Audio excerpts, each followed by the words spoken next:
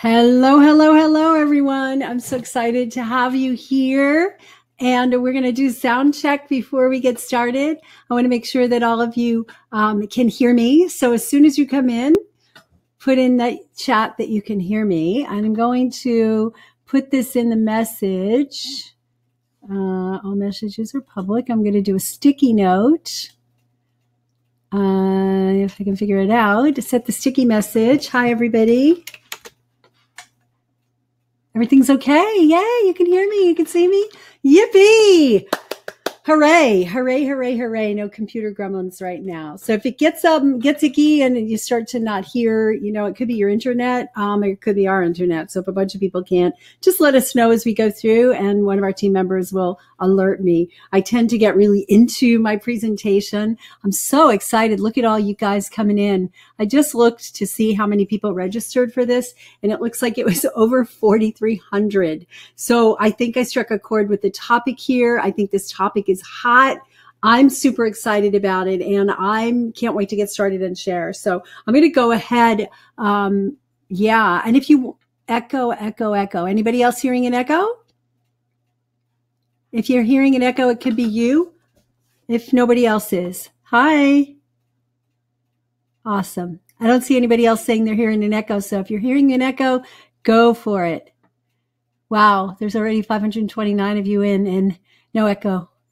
No echo. If you're having a hard time hearing, it's probably on your end. Tell me if you guys are hearing me loud and clear. Oops. Everybody's saying just fine. Yeah. So if you're having any issues and team, if you can put that in the chat so that people who can't hear well know that it's on their end, that everything's fine on our end. And if they're having a problem, they're going to have to disconnect and reconnect. And sometimes it's bandwidth. Sometimes pure and simple, it's just bandwidth. Yay. All right. So I am going to just go ahead and get started. If you want to put in the chat so we can get to know you, what brought you here? What was it that appealed to you about the topic of this presentation to take time out of a busy summer night to be here and share with me?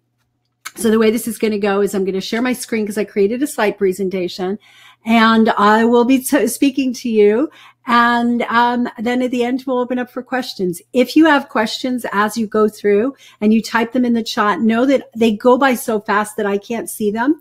So there should be a little thing that's like a little red button next to you that will mark it as a question and it'll come up in red for me. So I'll be able to see it. And my team is going to capture questions as they come through. Also know that as we do questions, if 5 people have the same question, I'll answer the question once, as opposed to 5 times. So please listen in for the answers. I love herbs and anything about them. Yay. Always interested in maintaining and improving my health. Yay, Paulette. All right. Scott just put instructions. If you're hearing an echo, he mentioned sometimes you have it open in 2 windows or 2 tabs. So, all right, guys, I'm going to go ahead and get us started. If everybody's okay, is everybody ready? Ready? All right. Yay. All right. Excited. There's almost 600 of you on. So that's still only about a fourth. No, less than a fourth, about an eighth of who signed up. So hopefully the rest of you will come in. So I'm going to hit a record button. And then I'm going to share my slides. Within seconds, you should see my slides.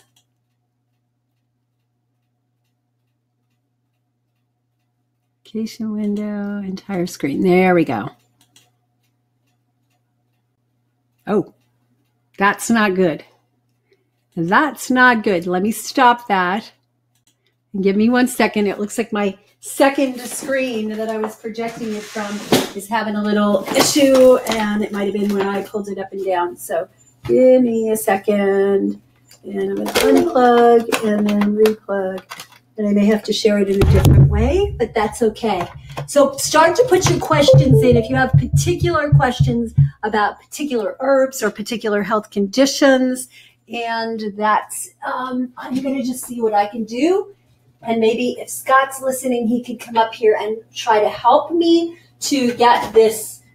It looks like the plug from that monitor got unplugged. It looks like, let me see.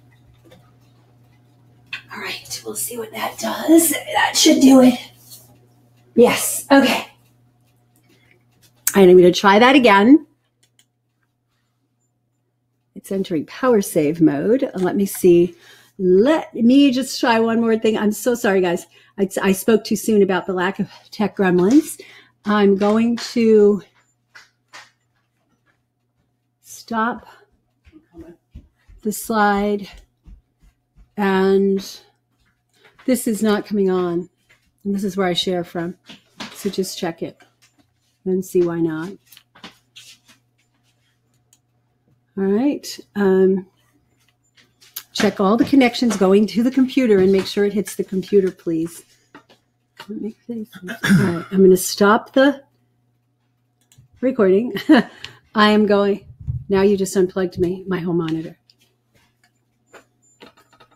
Okay, so I am going to forget about it. I'm going to try to pivot because Scott can't figure it out either. And I don't have time to look and crawl under my desk. So what I'm going to do is I am going to restart my PowerPoint and I'm going to check the settings. Custom slideshow. Oh, now you just knocked off my main. That gets back. Yay. Thank you. Thank you. So I'm going to go from the beginning. And there we go. All right. So now I'm going to share it with you guys if I can find my way back to that screen. And now my slide here didn't come up. All right. I'm going to do an escape and start this again. So I'm going to hit this. I'm going to make sure the setup slideshow is working properly. It's going to my second monitor. Yes, it is from the beginning. That's good. I will do this.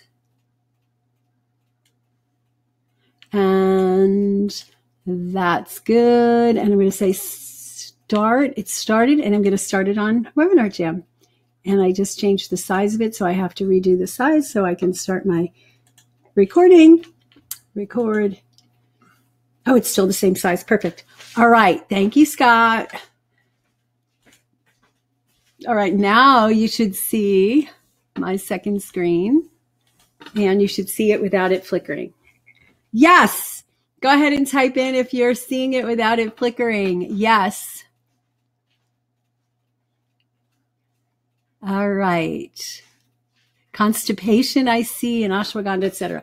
All right, so I'm going to hit record, and we're going to officially start. Hello, and welcome to the Power of Plants to Heal. I am Dr. Ritamarie Loscalzo, and I am super, super excited to be here with you tonight to talk about one of my favorite topics in the whole world, which is how to use food, plant medicine, herbs and food. And I consider foods to be quote unquote medicines. And we'll talk more about the word medicine and what that means to me. But I know that a lot of you are passionate about plants and herbs and all the wonderful things that the ground and nature can provide to us. So this is going to be a presentation where I'll get into as much detail as I possibly can in a short time. I mean, I'm allocating like 90 minutes total for the presentation, but I want to share with you a way that you can actually spend a whole weekend with me for practically nothing. And we're going to explore the wonderful world of plants much more deeply. So stay tuned and make sure you don't have to leave early because it's really, it's going to be hot.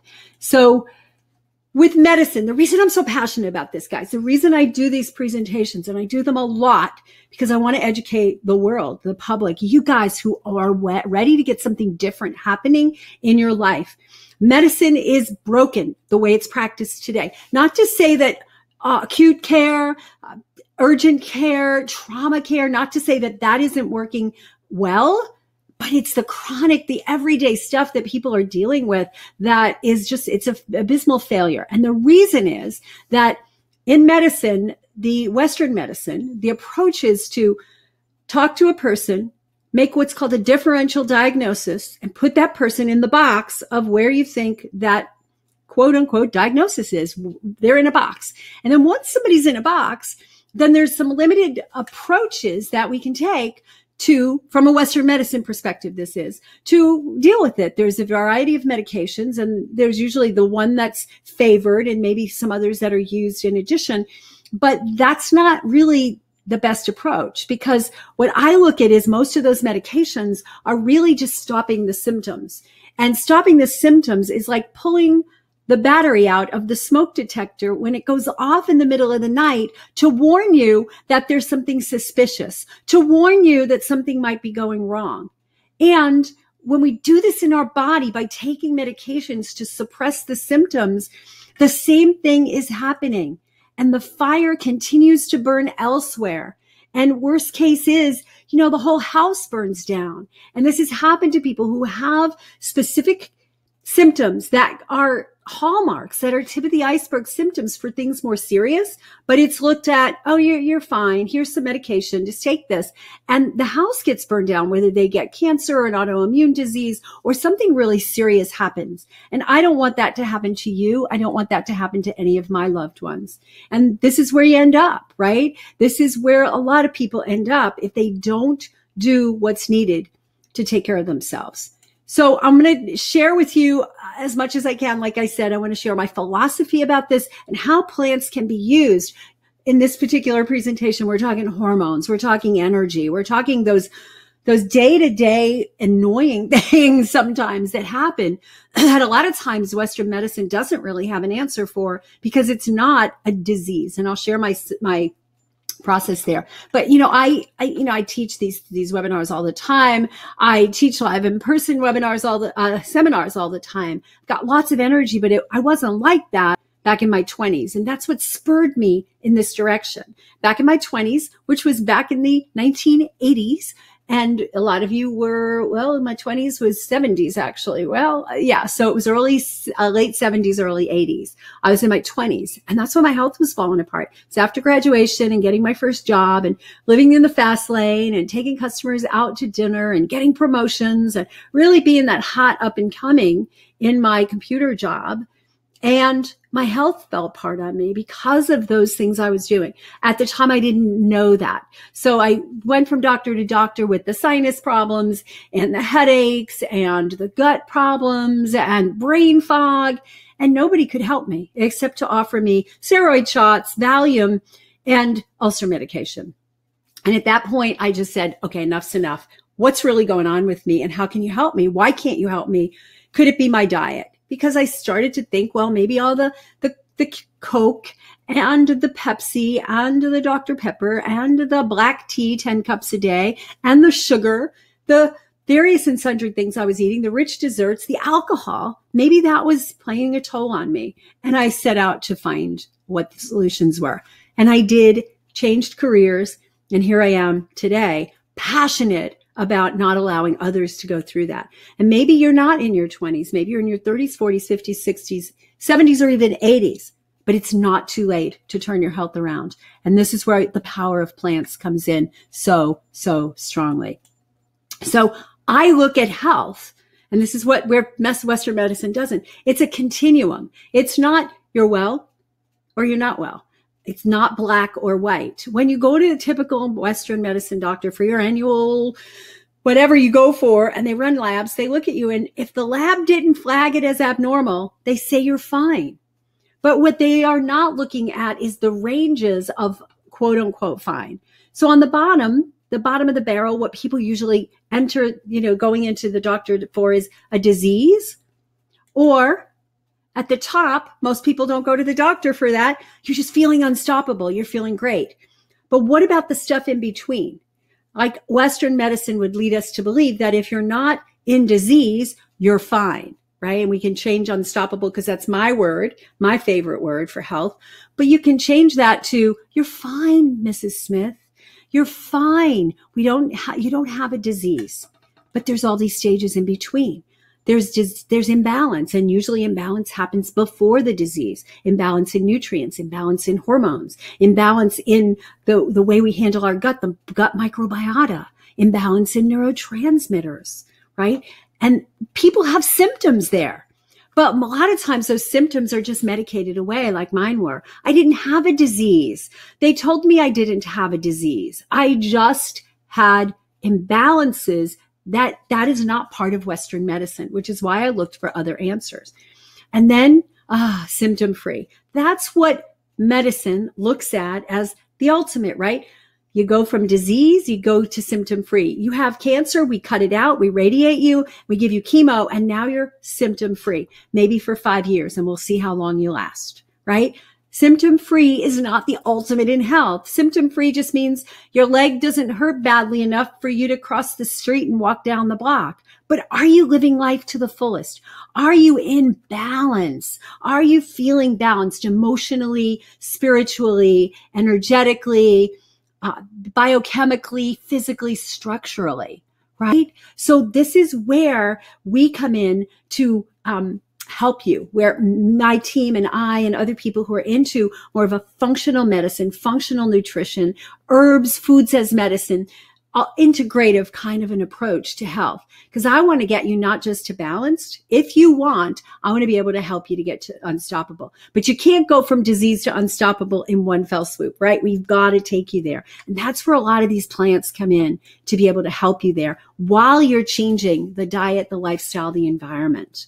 So when I started to practice, when I got my degrees in chiropractic and acupuncture and masters in nutrition and went on to herbal medicine and heart math, I set out to do things differently. And the way I do it and the way I explain it is what I call nutritional endocrinology.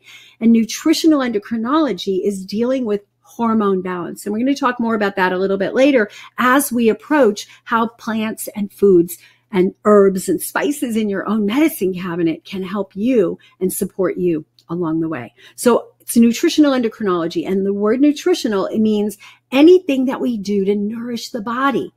That could be physical touch. That could be psychological care, counseling, energy work. That could be biochemical stuff, nutrition and herbs and things like that. And that can be movement and stress management. So all of these things are the things we do to the body to provide nourishment so the body can do its brilliance and help you to be feeling your best. So these are not new principles. I always tell when people say to me, well, what do you see as the future of medicine?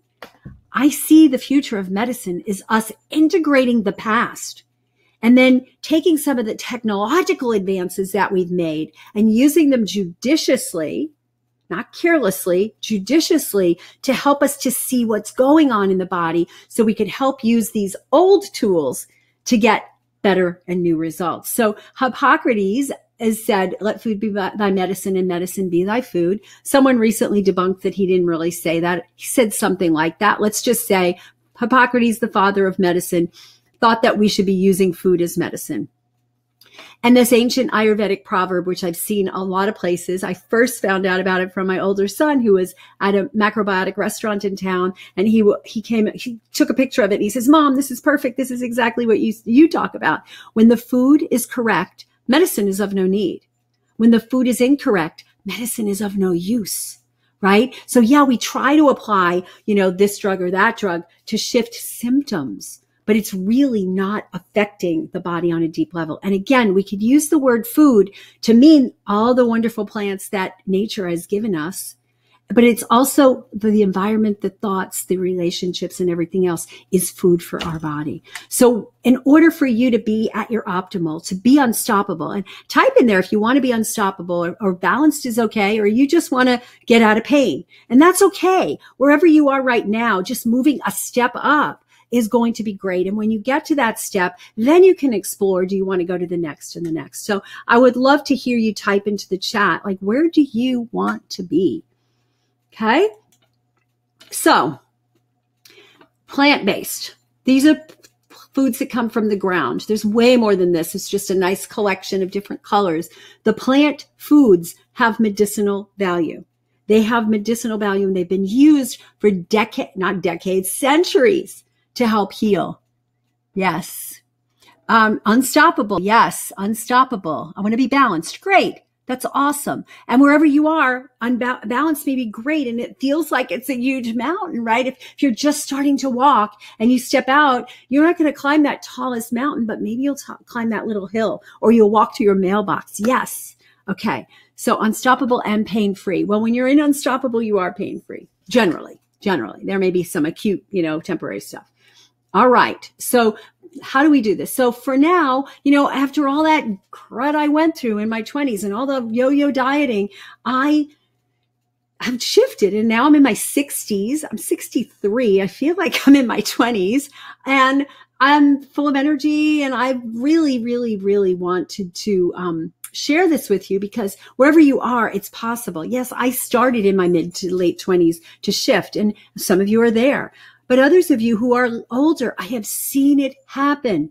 We have a recent person in one of our programs, came into our program diabetic with blood sugars way up high, like 160s to 180s to 200s, fasting.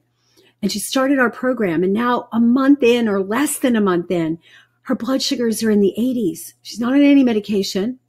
And her highest in numbers that she's seeing after she eats are like 108, 109.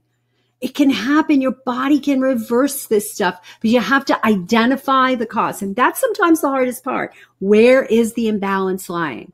So my toolbox is now, a lot different. I have one of those medicine bags. I got one of those when I was going through school, and I have the stethoscope and all those other things. But what I really use to help people regain their health is the power of the medicines that nature is giving us, right? So this is a big, big piece. So before we get fully started with this, what I want you to do is turn your phone to vibrate, get out a paper and pen, and stay present with me. Just stay with me. A lot of times we think, oh, well, I've heard this before. Oh, I heard of ashwagandha before. I don't have to listen to this part. And then you go and you're typing your friends and you're missing something. And then we see it all the time, guys. We see it in the chat. Something I just said is now being asked in the chat as if it was never said. So pay attention. If you're going to type in the chat, make it be clarifying questions, and don't be going off and giving people links to go other places, because I want you to stay present. There's a lot here. Turn off Facebook after you invite your friends. If you want to invite your friends to come, they can still come. drritamarie.com/plants-2-heal. drritamarie.com/plants-2-heal. And if somebody could put that in the chat, that would be awesome. And if anybody wants to link that, or just go on Facebook, send that, and then sign up Facebook, because I want you to be present. Okay. I want you to be present and have an open mind. Have an open mind. If this is all new to you and your husband or wife or friend dragged you here tonight and you have no idea who I am and what the heck I'm talking about.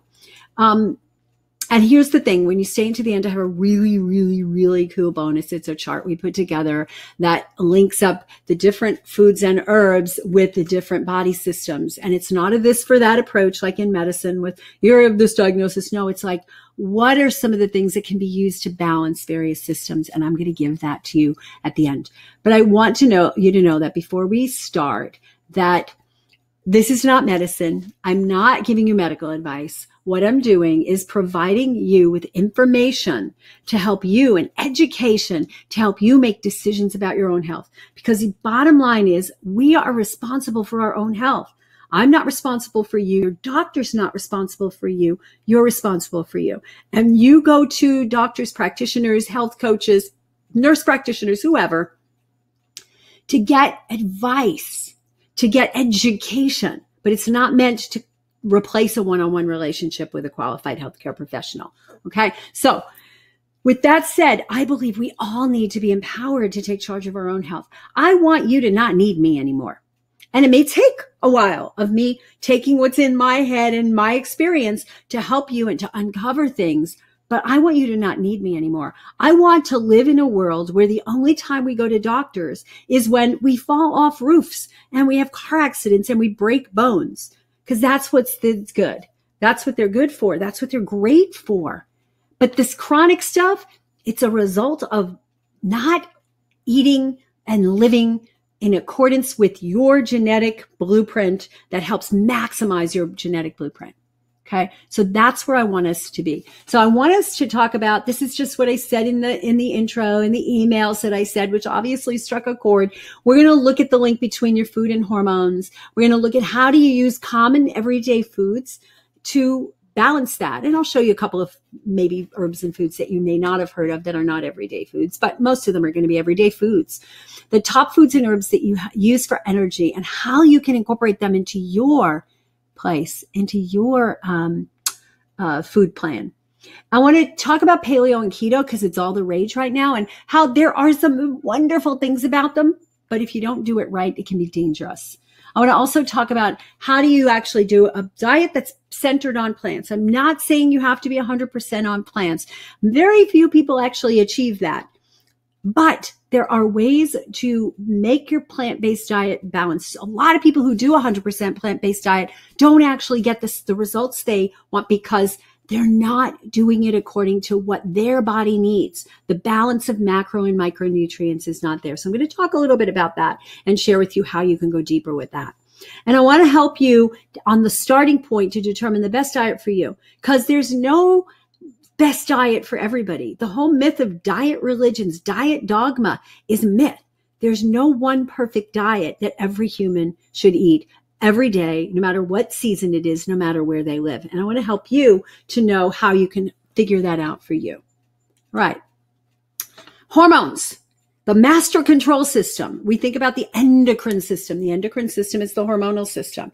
And the endocrine system is not like the genital system, the urinary system, the reproductive system that all live in a certain part of the body. It is all throughout the body and it controls everything. So let's look at a few of the common hormones, which, we look at the glands, we look at the pituitary and the pineal. Pineal produces melatonin, helps us sleep. Pituitary is like the controller for everything, gets its signals from the hypothalamus, which is actually part of the brain, but it's also part of the endocrine system. We have the thyroid, we have the thymus, which is involved in immune function. We have the adrenals, which is the fight-flight mechanism. We have the ovaries and testes, which are involved in reproduction. And things that you do every day are what control the status of this endocrine system. So this is just a sampling of some of the hormones that are out there.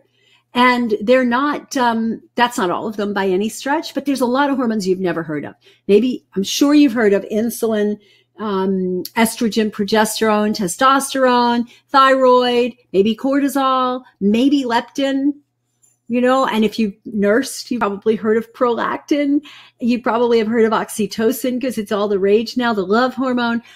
But there's so many more. There's so many more. And actually some of what we consider neurotransmitters are not actually neuroendocrine signaling bodies.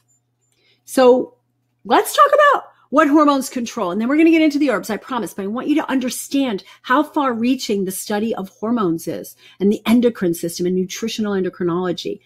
It controls digestion, metabolism, growth and repair, reproduction, mood, nutrient absorption, immune system, stress response, appetite, cardiovascular, fluid balance, blood sugar, and more. So it controls everything.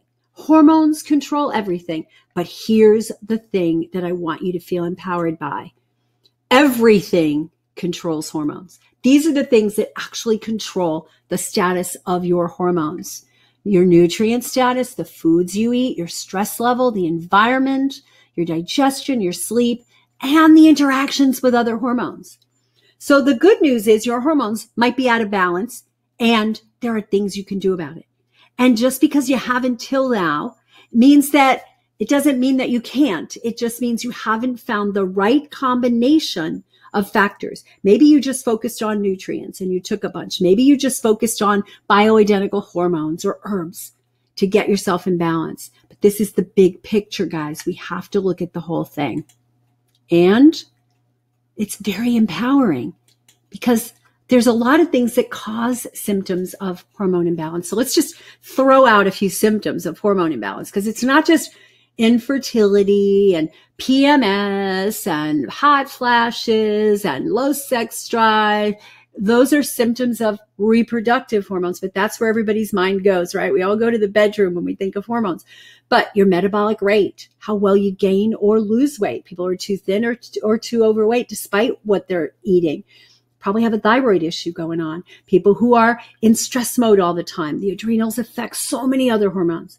People who are not eating according to what their blood glucose needs to stay in balance. That's a biggie too. So these are symptoms. The symptoms that may show up are fatigue, brain fog, constipation, skin rashes, losing your hair, and of course what I mentioned, low sex drive and all that.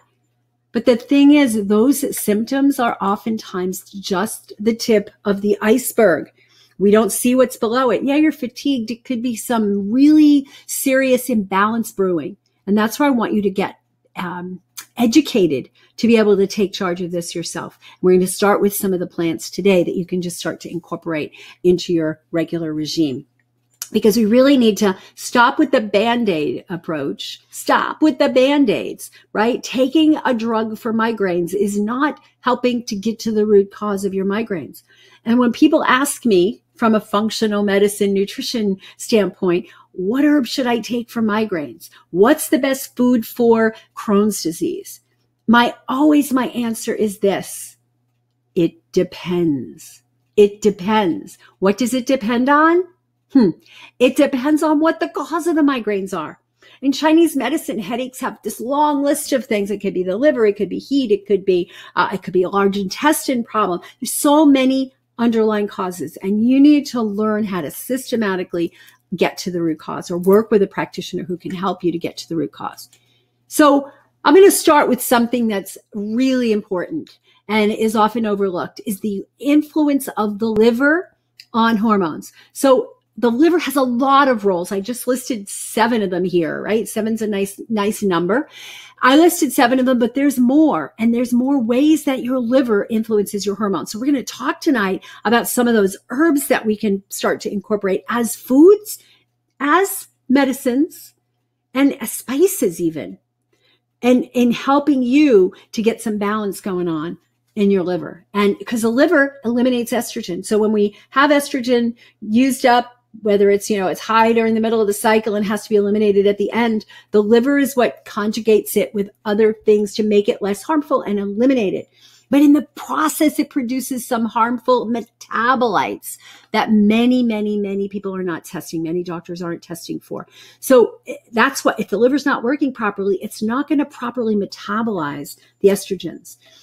The liver responds to insulin and glucagon. Glucagon is insulin's like cousin that the pancreas also, or maybe brother, sister, that the pancreas actually produces to manage blood sugar. So liver is involved with the blood sugar management. The liver is involved with the conversion of the thyroid hormone T4, the inactive, into T3. About 50% of that conversion happens in the liver. And meanwhile, we're blaming the poor thyroid and loading people up with thyroid medication when what we really need to do is start looking at cleaning out the liver. It responds to stress hormones like cortisol, which causes the blood sugar to go up. Cortisol triggers what's called gluconeogenesis, break down stored forms of glucose to increase it. So it responds there. It's also involved with storage of nutrients and release into the bloodstream when needed. So that'll affect all the hormones and the whole body because we need nutrients to make all the mitochondria work and make all the functions in the body work. It's involved in cholesterol metabolism. And you may or may not know that cholesterol is the precursor to all your steroid hormones, to your estrogen, progesterone, testosterone, to cortisol, to aldosterone. And when the liver is sluggish or fatty and it's not working properly, cholesterol metabolism doesn't work. And we don't eliminate the extra cholesterol through the bile. And we make it excess cholesterol buildup in the system. But then with the nutrients out of balance, we may not be converting that extra cholesterol into the sex hormones and the stress hormones. So really it's this vicious cycle, and we really need to look individually at the different pieces to see what's going on for you. And then fat digestion is super important because fats are the precursors, not just to the sex hormones and the cortisol, but to the neurotransmitters, to the way the brain works. So this is just a little bit of how the liver impacts hormones. So this is a test. We're going to have a test at the end. I want you to memorize this chart. Just kidding.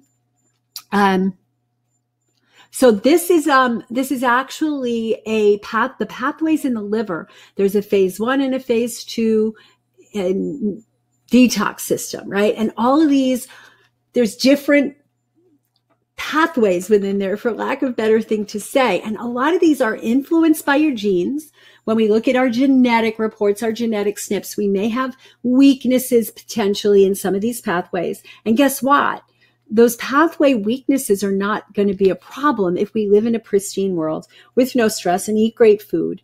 But when we're in these environments where there's a lot of bombardment, we have to look at how do we protect ourselves from the environment. So this was just to give you an idea. And I now want to go into foods that protect your hormones.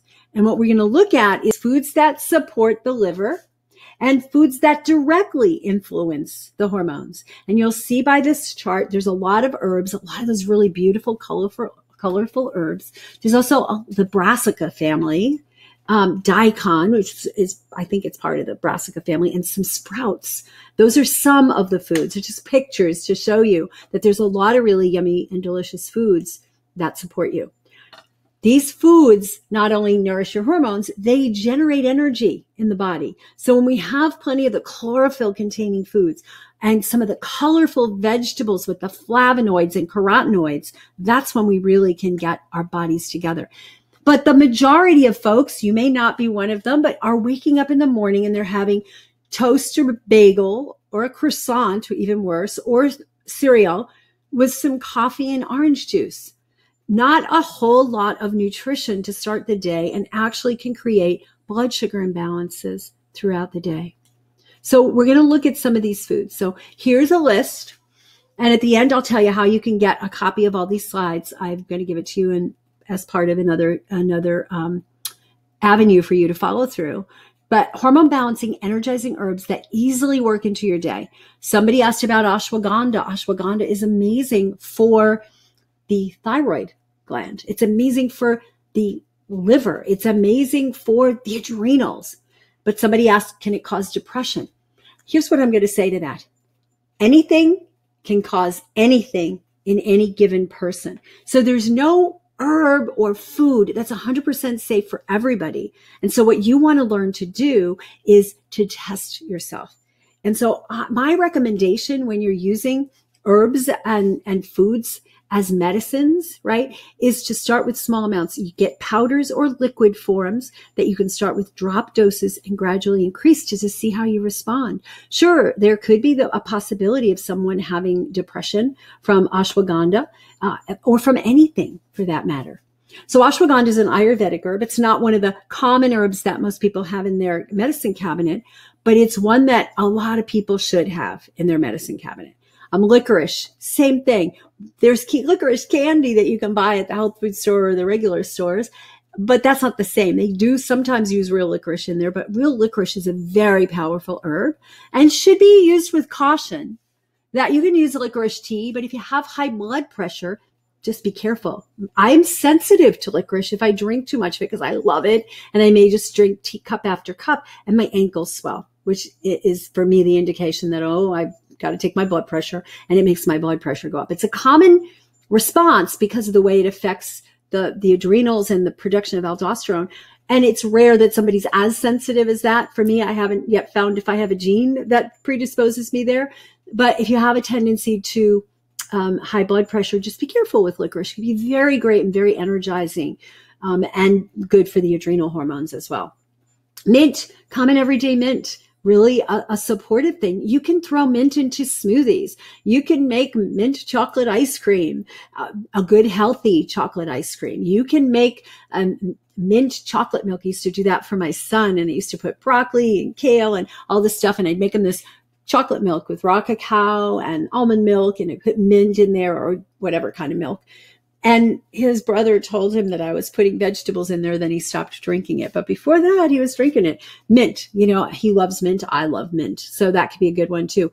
Schizandra is a really nice herb that you can do for your adrenals, and it helps with relaxing at night. So some of these herbs are called adaptogens. Adaptogens are herbs that help the body to find balance. So if someone is, say, really hyper and you give them ashwagandha, they're not going to get more hyper. They're most likely going to calm down. But if somebody is really exhausted, the ashwagandha has the potential, maybe not immediately, but over time, to support those pathways and bring the energy up. And so that's what's true of most of the adaptogens. Licorice is put in the category of adaptogen a lot, but licorice isn't actually an adaptogen. It can be stimulating. So I don't list it as an adaptogen, but a lot of people get great results from it. Gynostemma, you can get a gynostemma tea. You can get it in tea bags. Dragon, what's the name of it? There's a dragon herbs that sells a gynostemma tea. Very, very supportive and nourishing and soothing for the nervous system and adrenals. One of my favorites is cordyceps. It's a mushroom, and cordyceps mushroom is known to help to induce stamina, improve your stamina. So if you are on a deadline at work and you know that you have to keep going, the cordyceps can support you, not like caffeine where it gives you that high and then low and then you have to go high again. It just gives you this gentle nourishing. And it also is really good for lung issues. So if you're having any issues with hyperventilation or difficulty breathing, asthma, things like that, and also kidneys. So each of these herbs, as I speak of them, if you're not familiar with them and I say something that rings a chord for you, don't just run out and get it and start taking it in copious amounts. What I recommend you do is look it up, read about it, find out more about it. And then, you can read it and see, oh, this one does sound good for me, or consult an herbalist or consult a practitioner, who knows. Ginseng's another one of those adaptogens. And I remember an herbalist I learned from many, many decades ago, actually. She told the story. She was a midwife, and she told the story about how she had this woman who was in labor. She was in labor for many hours, and she could see she was exhausted, and she was trying to figure out what kind of herbal support can she give her to help her with the labor. And she says, well, does she need to be strengthened so she can keep going? Does she need to be calmed down so she could sleep and rest? She goes, I'm going to give her ginseng, because ginseng is going to decide. And that may sound corny, but the herb gets into the system and it does what it needs to do based on the imbalance that's there. She gave the woman ginseng. She fell asleep, slept for a couple of hours, woke up and delivered the baby within 20 minutes. So we have to trust some of this, but learn to use them properly. Chaga is a great mushroom, and it's been shown to be very, very good for the immune system. There's a lot of chaga blends that are used in cancer treatment. We can't say that an herb cures cancer, but we can say that it supports the immune system so that the body can cure the cancer. Really, the only healer is you. When people call themselves healers, I do take exception, because I don't feel like I'm not a healer. I'm a healer. Yes, I am a healer. I heal me. You're a healer, you heal you. But I can be a facilitator of your healing by giving you the information that you may need to identify your imbalances and then apply the right lifestyle, diet, herbs, spices to that to help bring you into balance. And guess what? It's not like medicine where we're just suppressing symptoms and you can get relief within half an hour, 2 hours. You're basically building the body, and we're changing the body from the inside out. And these plants are so powerful when it comes to that. Reishi is another one. Reishi is good it's a tonifying kind of a mushroom, good for the immune system, but also good for adrenals. And it's really, it can go both ways, but there's actually some formulas where it's put together and it's put in as a calming, that you take it at bedtime to help calm you and get you to sleep. Because a lot of times when your adrenals are maxed out and you're under a lot of stress, sleep does not come easily. Right? And anything that can calm that down. And speaking of which, lemon balm is another one that's amazing for calming. You don't have to go buy fancy lemon balm essential oil. It's like super expensive. It's like $70 for a little tiny bottle. Get a plant, go down to the nursery, find an organic place that doesn't use pesticides, or buy the seeds from like Seeds of Change or something like that, and grow a little lemon balm plant. It grows really easily. It grows in Texas here. So, it gets pretty hot here and it does grow. And you can just keep a plant and keep it near your bed. And before you go to bed, you squeeze on the leaves to emit the fragrance. And it's like, your own little diffuser, but it's not $70 a bottle. So lemon balm's amazing. You can make a lemon balm tea. I have some dried lemon balm that was fresh, and we dried it. And then, because we had tons of plants a few years ago. So we have tons of lemon balm dried. And so we put it in the dehydrator, and now we have it. And so I can make a tea. I can make a nice soothing lemon balm tea. And then chamomile, we all know about chamomile, right? Grandma used to serve chamomile tea. It was in Peter Rabbit. Grandma served Peter Rabbit, the chamomile tea. So everybody knows about chamomile being calming, but it's also real soothing, muscle spasms. It's great for the digestion. So chamomile is super important too. Very easy to work these in is a cup of chamomile tea, a little bit of lemon balm, essential oil into the diffuser if you want to do it that way. And then there's maca. Maca has become popular these last maybe 10 years. Maca. Maca can support the reproductive system, both female and male. Maca has been used by males to restore libido and to restore erectile function. It's been used by females to restore fertility, to balance the periods, PMS symptoms and all that. And it's also just an adaptogen kind of thing. So maca can be amazing. One of my colleagues and friends, Dr. Annika Becca, has a thing she calls Mighty Maca, and it's maca with a lot of greens and other herbs in there. Not something I would start with if you are a very sensitive person, because it's got about 25 different things in it. But start slowly with some of these other things, and then maybe you go on to get the big, like the heavy hitter type of thing.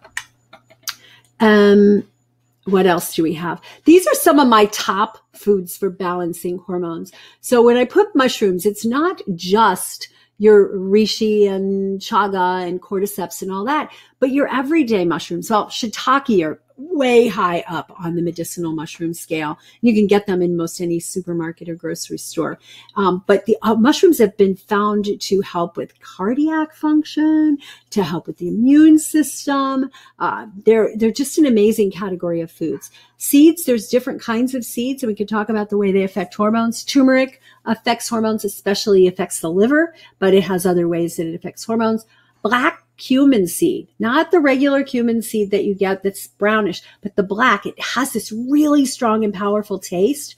And man, it can be so supportive in thyroid. There's been study after study with that. I'm going to sneeze.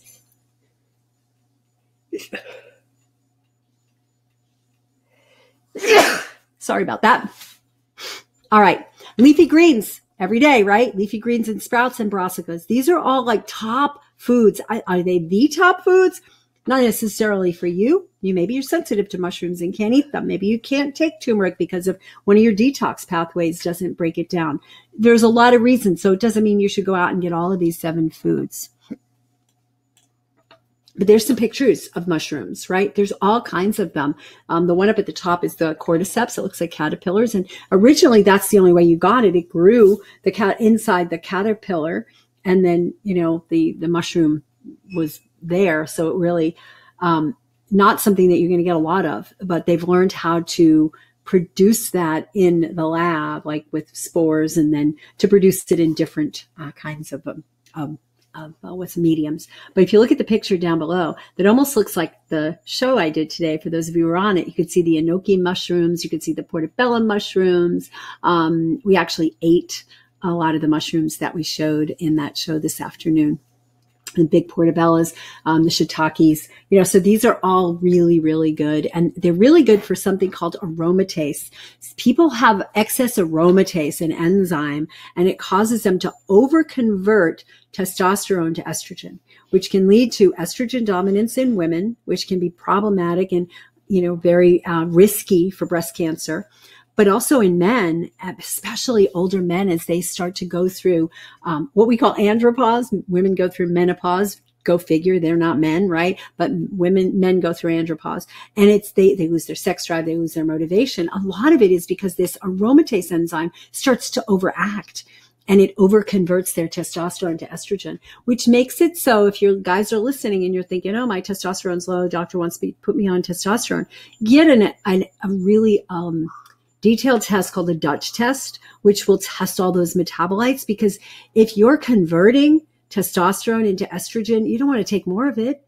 Then you end up like thinking you're going in there to become more virile, and now you have boobs, and not fun, right? So it's really important. And mushrooms are a good aromatase inhibitor, as are nettles and saw palmetto and a few others. So if that's your situation, then that needs to be addressed. Seeds can influence estrogen and progesterone. So these have been documented. Sesame seeds tend to boosts progesterone. Flax tends to be a plant estrogen, phytoestrogen. Pumpkin seeds can boost estrogen. And there was a study that was done that showed it decreased menopausal symptoms. I put a link there.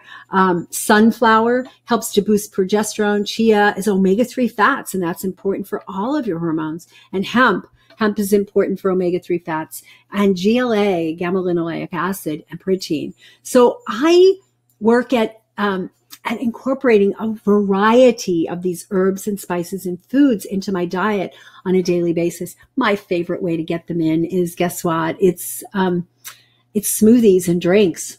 And I'll share with you a recipe later for a really cool hormone balancing drink that I absolutely love. But you can incorporate this. Now, if you are a premenopausal woman and you are cycling, then you want to take the ones that help estrogen in the early part of your cycle. So the pumpkin seeds and the flax seeds you would do in the early part of your cycle. And then in the later part where progesterone is dominant, you could do the others. You can do the sesame seeds and the sunflower seeds. And then the chia and hemp you can do all through because you need the omega-3s. So this is a really nice thing. Yeah, and Anne says, when I talk about black cumin seeds, yes, I mean those actual seeds. That's Nigella. That's what they say. Yeah, it's actually the seeds, and they make oil out of it, and they make tinctures out of it, and you can get them, the seeds themselves, and grind them up and use them as a spice. They are potent. But it's just a pleasant taste as long as you don't overdo it. Turmeric. Right? We can get it as the root. Look how beautiful that orange is. I was actually using a piece of that bright orange turmeric in my class this afternoon, and I grated it, and we made this amazing mushroom, turmeric, ginger, aromatic, seaweed salad with some kelp and a little bit of nettles in there. And oh my God, talk about a hormone boosting dish. When you start to know how to combine these foods, you learn how to eat on a regular basis that supports your energy metabolism, your hormones, and overall health and vitality. So these are the black cumin seeds, right? And you can get them as seeds, you can get them as powder, or you can get it as a cold press oil. And I have all of it. And I actually just have the seeds, so I grind them into powder. I rather grind my own because it avoids the oxidation. But there have been studies that shown that over a course of 6 weeks, adding just a teaspoon to a tablespoon, depending on your size, etc., of this to the diet has helped to support increased TSH and decreased the antibodies to the thyroid. It's very amazing. So it tends to improve the cell's response to T3. So it actually is helping to reverse some of the thyroid resistance that we get, the receptor resistance. So really, really good. And you can incorporate it. Doesn't mean you have to incorporate all these foods every day. I mean, it's impossible, right? But you think about you think about what's going on with you. You look at some of the genetic factors, and we'll talk a little bit more about that in a bit. You look at some of the genetic factors where you may have a genetic weakness, and you look at supporting that through incorporating these foods. And I forgot to put the pictures in, darn it. I'll send them out in an email afterwards. I took pictures of my beautiful little, my new herbal station and how I set it up to have all my herbs really handy for me so I can really incorporate them into my smoothies and my elixirs and my foods on a regular basis. And I will show you those pictures. I'll send an email after the fact, and we'll make sure that you get access to those pictures. I meant to put them in the presentation, but I forgot. They were on my phone. Fermented foods. I mean, this, like years ago when I first started doing this health journey and started practicing, the only way you could get fermented foods was to make your own. And now it's like fermented foods are all the rage. Have you noticed? There's all kinds of kimchis and sauerkrauts, and they're all raw, and they have live organic cultures in them. And of course, the best way to do it is to do your own, but it's available if you're, unless you have some very specific needs, and then in which case doing your own is going to be important. There's yogurts. My favorite out there now is cocoa yo. I've been having a container of that every day. It's a pretty expensive habit, but I've been having one every day. It's delicious. And there's a Coke and a ginger turmeric one and a plain one and a vanilla one. And I think there's even a chocolate one. And it's basically coconut yogurt with live cultures. I mean, you could see it teeming in there. You could see the little bubbles. And you could make your own cashew yogurt and all that. Some of the yogurts that are out there, I'd be cautious with because they add sweeteners to most of them. And some of them they pasteurize, which is going to kill off the live organisms. So the reason I like the Coco-Yo as a commercial one, you open it up and you can see that it's live. Sometimes I've opened up a jar and the whole jar starts to seep out. It's still good. It just meant that when they put it in, it was taking up a certain amount of space and the organisms have multiplied and now it's taking up more. So it's kind of cool to open up a jar of yogurt, especially like a $5 jar of yogurt. You open up this yogurt and suddenly it oversteps and you actually get an extra, like almost like a quarter of a jar. So you eat that and you put it away and now your jar is still full. It's really fun. It's really fun. And you can make your own. You can absolutely make your own. Those of you who are in my Sweet Spot program, you have recipes. Those of you in ERC obviously have tons of recipes for all of this stuff. Sprouts and greens, right? You can grow your own sprouts or you can buy them. I tend to find that I just don't have the time to make sure I keep watering them and mine end up going moldy. So I buy them. Times of the year when you can't buy sprouts, you can buy broccoli sprout powder from, Mountain Rose from Z Natural Foods, broccoli sprout powder. And there's other companies now that do it. They were just the first one I found. And you can put that in your smoothies or elixirs because sometimes in the wintertime, they're harder to find. And if you're not growing your own, then there's a problem. So here's the thing with the cruciferous and especially broccoli sprouts, high levels of sulforaphane. And the sulforaphane helps us with liver detoxification. So it helps us in the detoxification of those estrogens we were talking about. It helps support those pathways. And it's an immune support. So the sulforaphane is phenomenal. And they've done studies with broccoli sprouts with people with cancers, colon cancer, breast cancer, prostate cancer in particular, but many cancers, and also for thyroid support as well. A lot of people are like, oh, you can't eat raw cruciferous vegetables with thyroid. Well, some people can't. Some people can. And what they did was they had a group that took, I think it was the equivalent of 3 containers of broccoli sprouts a day and in a concentrated extract. And they did that over the course of a couple of months just to see if it was going to inhibit their thyroid, and it didn't. So usually when people have problems with raw cruciferous, it's because they're iodine deficient, because that's what the cruciferous will interfere with is the uptake of the iodine. So if the iodine is low, then that's a problem. Okay. Yeah. Now, some of these things may be new to you. Some of these things you're already doing. Some of them you might not be doing enough of. So our cruciferous vegetables are king and queen when it comes to balancing hormones with food. I can't say enough about them. They help to reduce estrogen dominance. They help to push the estrogens towards the safer pathways, what's called the 2-hydroxyestrone, if you know how to read those labs. And they're very helpful. Some people have trouble with them. Some people have trouble with the sulfur pathways because of some genetics, but also because of leaky gut and gut issues.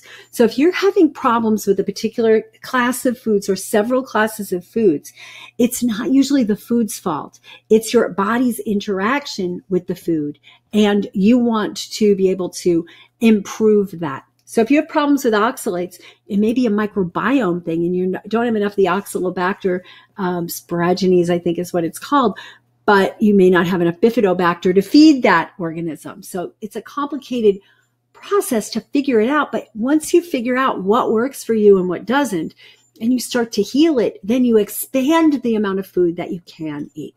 So that's my 7 top foods. And what I want to talk to you now is how to support your liver. How do you put your liver on a nice tropical island and let it have a break and support it so it can do a better job of detoxing and keeping your hormones in balance?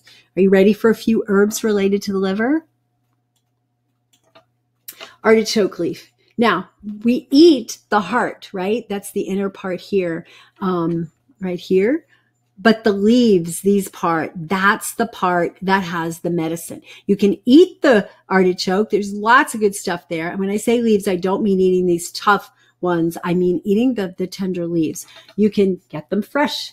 You can put them in a pot and make soup with them. You can saute them with veggies. You can throw them in a smoothie, or you can get them dried and drink them as a tea, or you can get a tincture. So there's a lot of way to do it. Or you can get an extract powder. Like I have a lot of things in extract powders that I could just throw into smoothies and elixirs. And it's a really nice thing to, like, maybe once a month, you buy 1 or 2 or 3 new herbs that you haven't used before that feel like they call to you. And then you create a collection like I have. And I will definitely show you that picture. I'm sorry I didn't put it up here. It's still on my phone. Oh, well. All right. Let's look at burdock. Burdock looks kind of ugly. I mean, it looks like a carrot with a potato skin. And that skin is actually... there is some dirt that builds up in that skin. So what I do when I get burdock is I use a vegetable brush. I have a vegetable brush that has a coconut fiber brush on it. And I just brush it really well until some of that skin is thin, so it does come off. And then we'll slice it up real small. Sometimes I put it in smoothies, just blend it in. Sometimes I'll put it in a soup. Sometimes I'll slice it into carrot stick sizes and saute it. I used to saute it with carrots. Carrots raise my blood sugar, so I would saute it maybe with a little bit of greens or something, but whatever you want to do with it. But burdock is really, really powerful cleanser for the liver. So if you haven't used it before, I would highly recommend it. Dandelion, I'm showing the roots or the leaves. And they both support the liver. You can eat the leaves. It's a bitter, and bitters all support the liver. Really, it's really bitter, but I like it a lot, as long as it's not just that's all the only thing I'm eating. Although I remember one time going through the supermarket and was getting ready for a cleanse we were going to do a few days later, and I had all these greens in my cart, and I had the dandelion. And as I'm walking through the supermarket, I find myself just munching, and I looked down, and I had eaten half a bunch of dandelion. So my body was telling me, girl, you need some dandelion, right? Your liver, it's a good thing you're doing this cleanse, because it's like your liver really needs it and wants it. So you can make dandelion root tea. You can make dandelion stir fries. You can put dandelion in your smoothies. You can put them in soups. Use them. And it doesn't mean every day, like you're going to go through a head of dandelion every day. But if you buy one every time you go shopping and you just use it over the course of the week, you're going to be getting this amazing nutrition and the bitter, which stimulates liver and bile flow. Really good stuff. We got to keep our bile flowing in order for the liver to detox. The liver is detoxing on the inside, and all the hepatocytes are, doing all the chemical reactions, but then it dumps this out and everything goes in the bile. And if we don't have good bile flow, then we don't get good detoxification. And we have hawthorn berries. Yay, I love hawthorn berries. Hawthorn berries are these beautiful little berries. They're not sweet as they may look. Kind of like a cranberry because they're more tart. But hawthorn is an amazing liver tonic. It helps to break down fat as well. And one of my herbal teachers told us the story. He was in China on an internship, and he watched, and after everybody left the Chinese restaurants, they would bring out the real greens. Like, notice that when you get bok choy in a Chinese restaurant, you just get the stems, you don't get the greens. They save them for themselves, and they would do it. And then they would wipe the tables down to get the grease off the tables from all the meals. And they would use tea made from hawthorn berries. So when I thought about that, I thought, well, what was that doing in the body? Well, how amazing if we have lipid excess, right? If we have high cholesterol or LDLs, that the hawthorn can break it down. It's also a tonifier for the heart. So overall, I think hawthorn's a very nice little herb to help balance your hormones, as well as, a lot of other things. So I put in foods that support phase 2 detoxification, because these are there's 6 different pathways. We don't have time to go into all of this, but I'm going to tell you how I'm going to be doing a 2-day event, not live, but local and online. And I really love for you to attend. We're practically giving it away for free. And we're going to go through some of the ways that you can support and how you can look at your genes to see if you might have compromise in one of these areas. So there's 6 different phase 2 reactions, and these different reactions will require different foods or respond well to certain foods, like glutathione conjugation, the brassicas, limonene foods, which is like the citrus peel, the dillweed oil, and caraway oil. Glucuronidation requires omega-3 fats in the limonene foods. Methylation, Beets are great for methylation, and brassicas are great. And if you have trouble with beets because they're high in sugar and they raise your sugar, get some fermented beets or fermented beetroot powder that you can add to your smoothies. Sulfation, the sulfur pathways require brassicas. And sometimes if you have a backup of those sulfation pathways and you take in too many brassicas, you may get symptomatic, which just means we need to look more deeply at supporting them. Amino acid conjugation obviously needs some protein to get amino acids. And then the acetylation, garlic, onions, soy, berries, grapes, and there's others. So it's just a little summary chart to give you an idea of supporting your liver. Zinc-rich foods I put in, I'm not going to read through them all, but you basically want to support zinc because zinc is important for like hundreds of enzyme reactions, all related to hormones.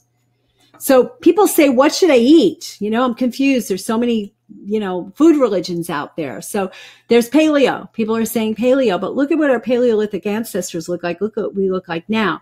And there's some really great principles in paleo, right? You're eating more natural foods. You're not eating sugars and starches and gluten and dairy. But the problems I see is that they're eating a lot of oil.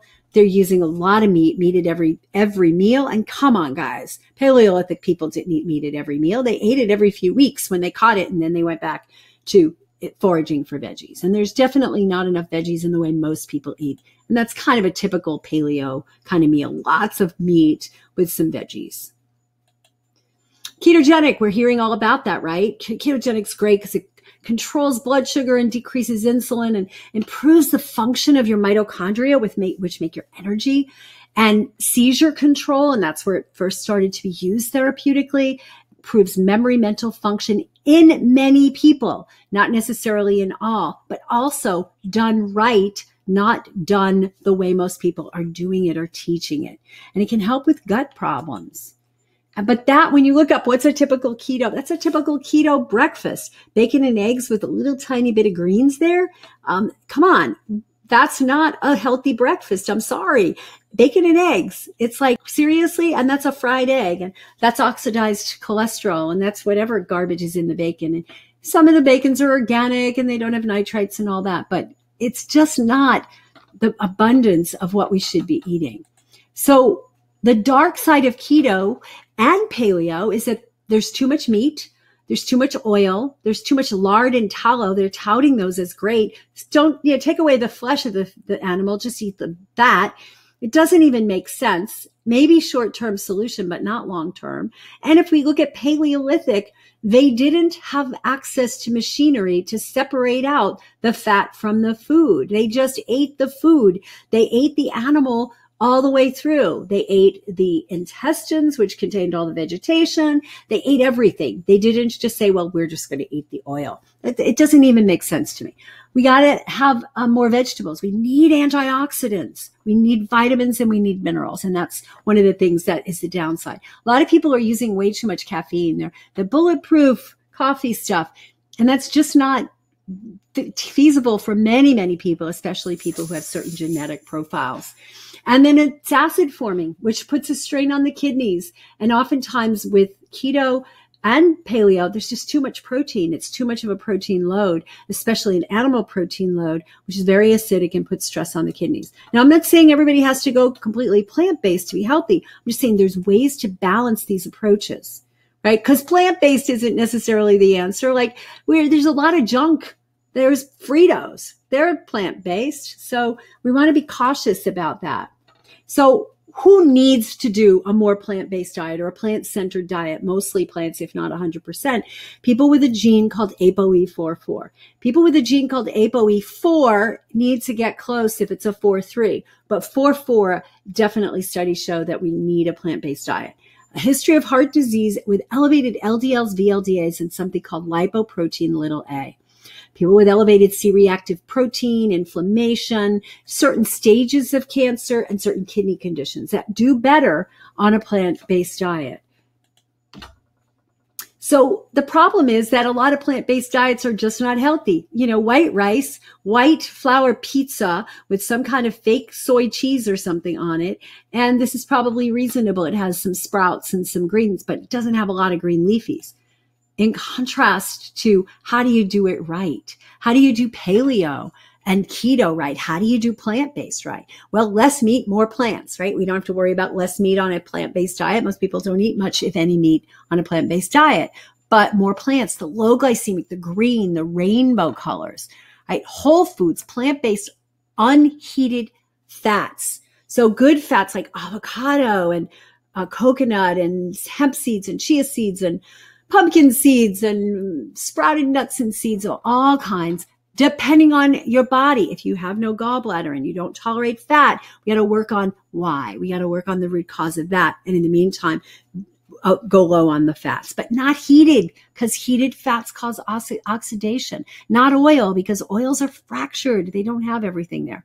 And you want to determine your own ratios, not say 80% fat or 60% fat or 10% fat. Find out what works for you. Get your omega-6 3s balanced and test your glucose and your ketones. So plant-based diet that's hormone balancing is loaded with the greens, whole fresh foods, juices if you tolerate them, smoothies if you tolerate them, lots of raw if your gut tolerates it. There's times when raw is not a good idea, and we have to let the gut heal. Sea vegetables, fermented foods, those good avocado type fats, the plant-based whole food fats I just mentioned.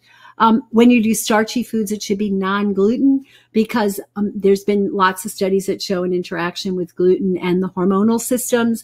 It can put a strain on the stress management. And a lot of people are going, okay, this whole gluten thing, well, it's a fad. But in reality, a lot of folks don't tolerate grains. It's not just gluten. And there are specific genetic profiles that do worse with it. And we can look at that if we know what your genetics are. And then the nutritive herbs, like we've been talking about, the spices. So many spices are loaded with zinc, right? And we have charts. We have amazing charts with all that in it. And then digestive enzymes can be helpful. And it's in the raw foods, but if your body's not tolerating it, you maybe need to take it. So that's what some healthy, really healthy looking whole food plant-based meals are. And here's the burger at the bottom, right? Now, this could be your regular, it could have a plant-based burger in there, a nut-based, vegetable-based burger. But it's also, if you're going to eat meat, organic pastured meat in between all that vegetation would be the way to go. Okay. So doing it right. So I have this elixir recipe that it's just a basic elixir recipe, but incorporates a lot of what we've been talking about. You can basically make whatever tea, a gynostemid tea, a licorice tea, a reishi tea, a tulsi tea. There's so many of them out there, ginseng, etc. Make a tea and you put 16 ounces of water, you let it brew. You take the tea bag out. Somebody criticized me for not having that in my recipe directions. Take the tea bag out. And I guess they left the tea bag in and it was a mess. Brazil nuts to support the thyroid with selenium. It supports T4 to T3. Some organic walnuts I like to do them sprouted, that are full of omega-3s, and same thing with hemp and protein, and coconut butter, which has caprylic acid, which helps to get rid of the yeast overgrowths and support the gut lining. You could put coconut in there. You could put some green powders, kelp, blue-green algae, broccoli sprout powder, and I'll share this recipe with you at the end. I'll show you how you can get this recipe for yourself. So it's just basically you throw all this stuff in the blender and blend. You don't have to be as complicated as this. You can have one of the herbs, try it. The fat helps the herbs get absorbed, but I would start with one if you've never used these herbs and just try it. The results we get with these elixirs are phenomenal. So I talked about, how do you know what you need? How do you know what your body needs? Well, there are some self-assessments and lab tests that can help you decide. We use some questionnaires that give people scores. We have pictures of them right up here, right? We have nutrient ones, we have gland ones, we have body system ones, we have neurotransmitter ones, and figuring out, where do you sit with this? We also look at balancing all of the body systems, and we'll talk a little bit more about that in a bit. We look at genetic testing. We look at some self-assessments you can do at home, like keto testing and glucose testing and saliva pH testing. There's all kinds of stuff that you can do to try to figure out, how is the food affecting you? What should you eat and what should you avoid? So in order to help you go deeper, because we're running out of time, we're at an hour already, I have so much more I want to cover. I decided to do a 2-day live stream workshop online. For years, we were doing 5 years in a row. We did a workshop called Spring into Vitality. 3 days, you came to Austin, you hung out with us, you ate great food, you did some exercise, meditation, and I taught you tons of stuff. And we did assessments, etc. And a lot of people said, well, yeah, that's good for people who live in the US, but I live in Australia and I'm not going to travel all the way across the globe to come and hang out with you. You know, it's way too costly. And I can't do it because I have family and I don't have anybody to watch my kids or whatever the reasons were. So we could get literally maybe 100, 150 people in a room to do this. And we just always got I wish I could be there. I wish I could be there. So we decided that last year that we were going to do a 2-day version of it online. But it's like me and you connecting, me standing in front of the camera connecting, not just slide presentation like we're doing right now. Like we're connecting. We're going to go in the kitchen. We're going to make food. We're going to go in and I'm going to show you my setup for how do you have a really nice exercise station. I'm going to show you my herbal station and help you to stock your herbal station. I'm going to help you to look at what about certain genetics are predisposing you to need certain probiotics, etc. So I am inviting you to come to this 2-day workshop, and you're not going to believe how inexpensive it is. So what we're going to cover in here is how do you choose your best foods for optimal environment based on your genetics, because there's specific markers that you got to be more careful about certain things. How do you identify those areas that are stressed? And we're going to give you our assessments. I just mentioned we have a whole bunch of assessments. We're going to give you those in advance. So as soon as you sign up, you're going to have a link to some of these assessments you can get started on right away so that you can bring them to the workshop. And we'll give you some resources before the workshop even starts to help you. How to test at home and how your home care products and your self-care products, makeup and air fresheners, etc., can have an influence on your hormones, and how your genes are important to help you know how careful you need to be here. What lab testing you need to be requesting and guidelines on reading them yourself from a nutritional perspective, and also where you can get them if your doctor won't order them for you. Some lots of food and herb preparations. We're going to take groups of foods, kind of like I went through with the liver today, but we're going to show you. We're going to demonstrate, we're going to talk about it, and we're going to give you amazing charts. I have these amazing charts I've been putting together, and I'm going to share with you those charts. Pretty amazing. Also, the role of digestion and how certain genes determine which probiotics and what to do after the training to stay balanced. So I really encourage you to come and join us, because what you're going to learn is why, if you just keep following the herd and believing there's one diet for everybody, that it's going to be hazardous to your health. And we're going to help you to avoid those pitfalls. We're going to debunk the myth that why humans should eat only this. It's not. We really need to be looking at genetics, early environment, emotional environment, addictions, all that stuff in helping. And this is what we're going to go through. I'm also looking at what are some of the basics of sound nutrition that we can all agree on, but there's nothing that we all agree on because some things don't fit well with your body. We're going to go through some of that and teach you how to identify. We're going to talk about how to jumpstart your energy and get the obstacles out of the way, because that's really what's keeping you from being healthy. There's certain things in the way and you just don't know which they are and why they're in the way. We're going to help you to make sense of this. So this is my approach, and we're going to talk about my approach to unstoppable health. Many of you said, yes, I want unstoppable health. Many of you said, I just want balance. So we're going to help you to identify imbalances in these 7 body freedom foundation pillars: fun, restful sleep, exercise, environment, diet, outlook, and mindfulness. We're going to also look at my system, where we'll go through some of this in the weekend. But we'll get you started on it, because obviously you're not going to optimize your digestion in 2 days, but you're going to get some techniques and things you can start on and a plan for going forward. Optimize digestion, stabilize blood sugar, repair and balance the adrenals, repair the thyroid, balance your sex hormones, and address specific organs as indicated. I find that doing it in this order for most people is important because these systems build on each other. And if your thyroid isn't functioning properly, there's a good chance that it's as a result of lack of balance in your digestion and your blood sugar. And if you just jump in and say, what are the herbs for thyroid function? What are the bioidentical hormones I can take for thyroid function? You're barking up a tree. That's not going to really get you to where you want to be.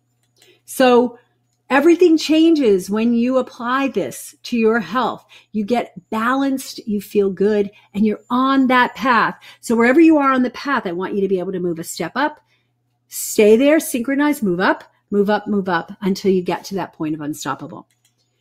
So what's included is we're going to do 2 days together. It's July 27th and 28th. We're giving you plenty of time. I'm announcing it a month in advance so that you have time to put it on your calendar. If you already have something scheduled those days, maybe you can shift it around. There's enough time to do that. You're going to get the trainings, demonstrations of foods and herb preparation. You're going to get some home testing methods that you can do, and I'll show you those. And I'm going to also show you some stress management techniques that you can do in very short periods of time. You're going to get the videos of the entire 2 days. You know, when we did our Spring into Vitality event, people paid $500 to come, and they just got the coming. They just got the live. And then if they wanted to buy the videos, they had to pay extra for it. We're going to throw in the videos of this. We're going to give you all kinds of digital handouts, including various checklists, lots of recipes and menu planning guidelines, and some of my herb charts. And we're going to do a follow-up integration session. So after we've gone through this together, maybe a week or so later, we can get together and then talk about how you can put some of this into action in your own life. Got some bonuses. And I got this book called Kitchen Herbalism, and it's about a 30-page book with all the different regular herbs and spices that most people have in their kitchen and what they can be used for from a plant-based medicine perspective. We also have a book, an ebook, and a video. Video goes with both of these for energy and hormone balance ebook. So it's a bunch of different elixir recipes, and there's a video that shows you. And then we have all the hormone imbalancing assessments that you're going to get. You're going to get some special tracking forms that I normally only give to my people that I'm coaching with. But I'm going to give you some of those so that you can keep track of some of your assessments. And then, of course, the follow-up integration session. So the total value of the bonuses is over $400. This is one of the things you're going to get is my Unstoppable Health Roadmap, and I'll teach you how to use this. So it's July 27th to 28th. You're going to get all the trainings, the digital recordings, the digital handouts, the follow-up integration session. And so you might be wondering, how much is this going to cost me? I don't know if I can afford it. You'll be pleasantly surprised if you jump the gun and just go to foodandjeans.com. But all the 2 days together, which would be $500 if you were coming to the event, maybe $300 if you did early bird. The digital handouts, which, the stuff that I have in there is worth at least a couple $100. The assessments, the same thing. And the special tracking forms, which are $200 value at least. The recordings, we used to sell them for $300. It takes us, a lot of work to do the editing. We have to pay video people and all that. The follow-up integration session. So the total program value is $1,400. Normally, we're going to be charging $297 for it because that's what we figured was a good thing. It could be affordable. If we charged $1,400, we would only get a few dozen people in the room, and we want to get as many people as need this. And today, it's going to be $97. And so if you go in foodandjeans.com, so in addition to that, you've got all the bonuses, and the bonuses have, a lot of value, another $400 in value. So you can register at foodandjeans.com, and the total, between the workshop, $1,400, it's like an $1,800 value if you think about all the support that I'm going to give you. And it's today $97. So I want you to be that unstoppable person. I want to support you at least getting started on that road to unstoppable, wherever you are on the continuum. This is a picture of someone who joined us a few years ago. She worked with us for about a year in a program we call the Energy Recharge Inner Circle. And this is where she started. She came to our Spring into Vitality event, and this is where she was less than a year later. You see the difference, not just the weight, but her face, how healthy she looks. Amazing. And this was her side profile. So foodandjeans.com. She said this, and I wanted to quote her, "Nothing tastes as good as healthy feels." So when you're thinking about, the pizza, and you're thinking about the fries and the burgers versus the cruciferous vegetables and the greens and the elixirs, nothing tastes as good as healthy feels. It just feels phenomenal to be healthy. This was somebody else that came with us. She really just wanted to lose a few extra pounds, have healthy, strong looking arms, she said, like I do, get her waist and her belly flattened. And she went on to win a fitness contest. And then she took our practitioner training and became a health coach. And she's our nutritional endocrinology practitioner. And now she coaches others, and she has a whole new career, right? From being a homeschooling mom to now having a whole new career. So you waited, you got here, it's at the end. Please join us. Food and, that's it. Food and jeans.com. But before you go, I want to tell you, when you go to that page, you're going to find, it's July 27th to 28th. That's what I said. No, it's July 27th and 28th. So what I want to tell you is just for tonight, if you sign up before we close this webinar, we're going to slash the price again in half, and you can get it for $49. My team thinks I'm nuts to do that. We did it last year, and we had like 250 people signed up on the call because it's like an irresistible offer. You're going to get all the forms. You're going to get the live stream 2 days. Even if you can't make the whole thing live, you're going to get all the videos. You're going to get the ability to actually start to identify what's holding you back. You're going to learn all about the herbs and foods and genes and all that.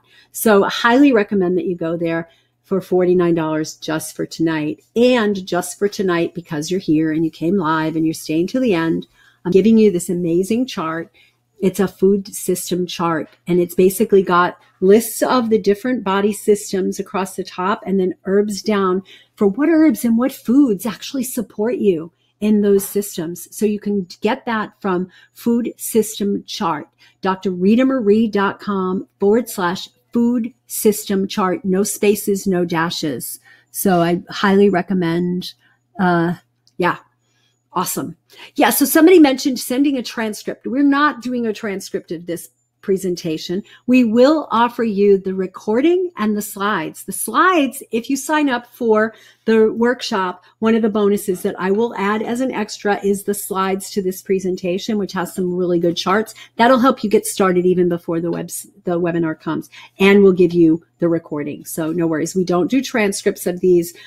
It costs hundreds of dollars to do a transcript. And if you're not paying me to buy my transcript, I don't have the funds to be able to do that. So that's why we don't do that. We do that inside the programs because people have paid us to be in the programs, and we transcribe the content, and then we can do it, but we don't do it for our free stuff, unfortunately. Here's what I register at foodandjeans.com, but here's what I live by. I'm not willing to exchange what I want most for what I want in the moment. So if right now I really want an ice cream sundae with Hershey's syrup and bananas and Haagen-Dazs ice cream, but what I really want is to be unstoppable. What I really want is the energy to do what I'm passionate about. What I really want is to be able to have quality time with my kids, and eventually I'll have grandchildren. I'll be probably very old by the time I have grandchildren, but I want to be able to have the quality of life, and I want to be available to you, to all the people that need me to support you in your health. So go to foodandjeans.com. It's $49. It's a steal for all you're getting. We're going to spend 2 days together. The people that came last year just were amazed. And the $49 is only for tonight. So you have to sign up before the end of tonight to get that, And if you are listening to this a few days later, the replay, pay the $97. It's well worth $97. It's well worth, if it was $297, well worth it. Okay. So I highly recommend that. I really think that it's important. The summary is July 27th to 28th. It's a Saturday and a Sunday. We have all the trainings. It's going to be handled just like a live event. We'll do an hour and a half session. We'll take a break. We'll do another hour to an hour and a half, and then we'll have lunch We'll have a full, hour for lunch. Then we'll come back and do it in the afternoon.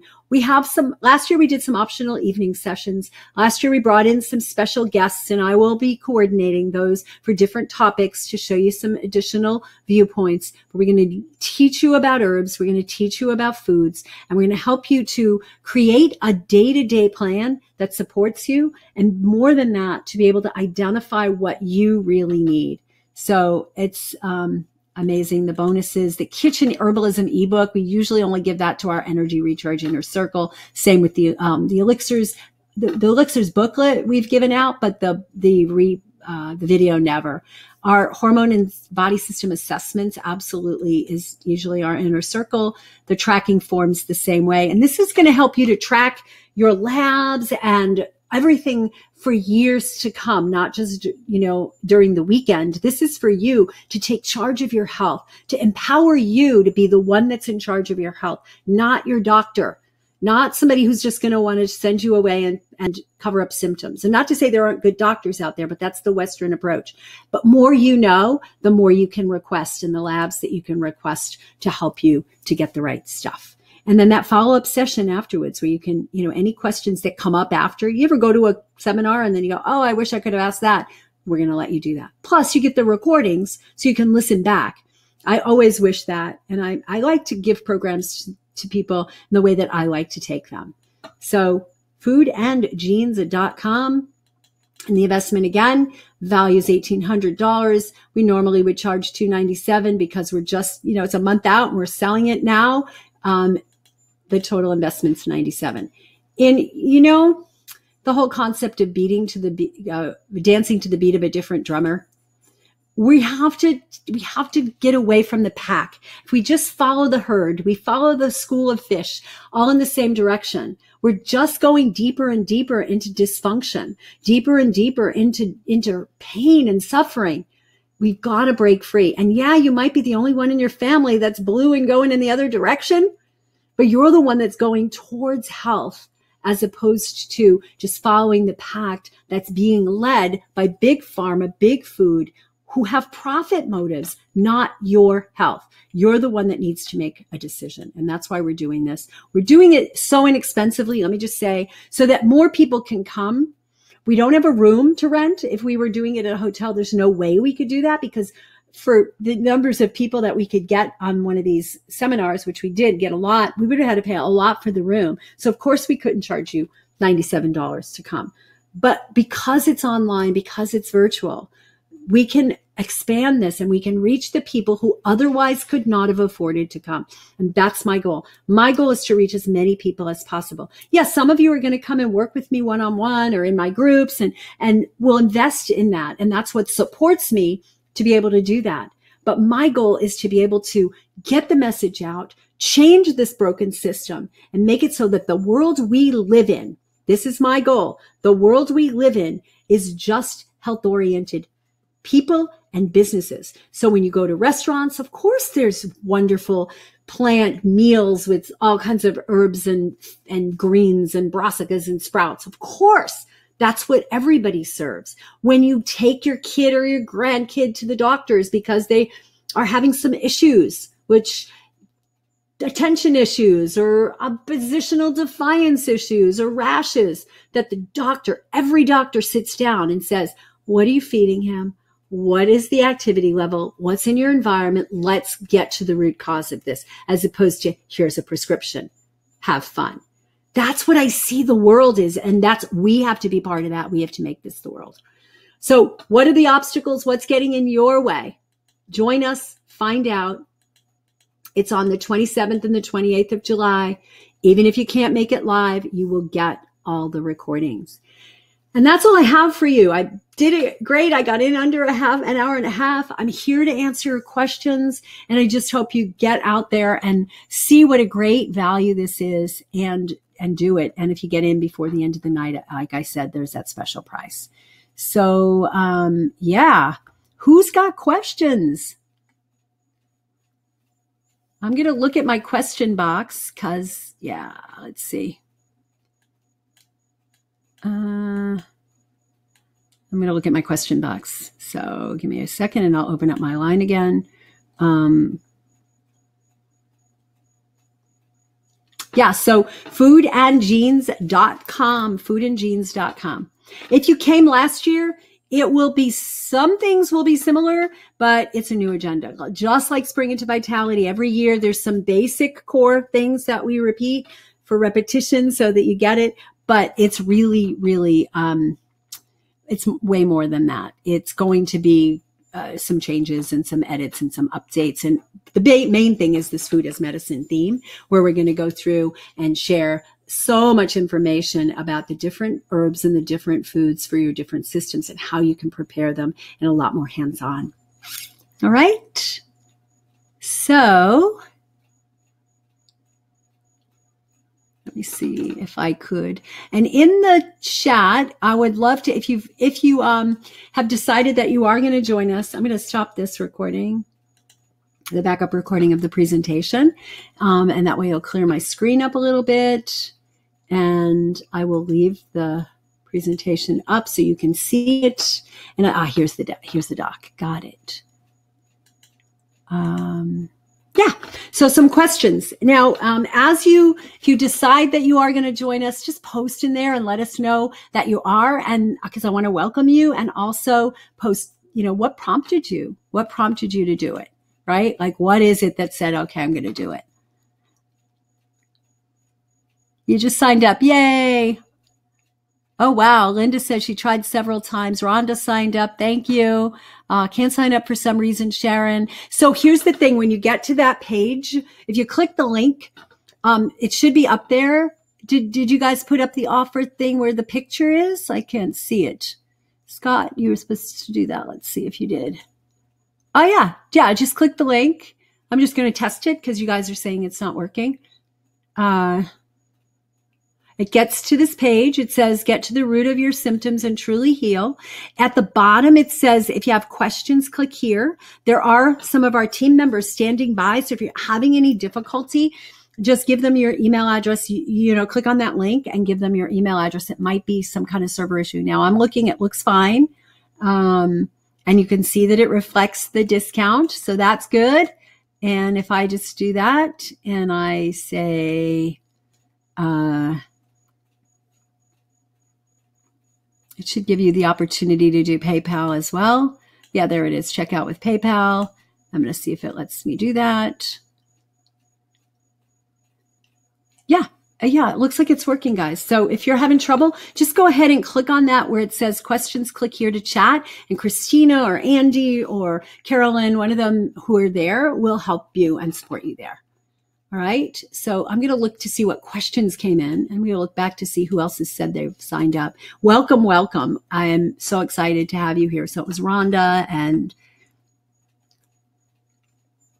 all right. So Linda is having some trouble, guys. So capture these folks who are having trouble. A whole bunch of you just signed up. It's going past.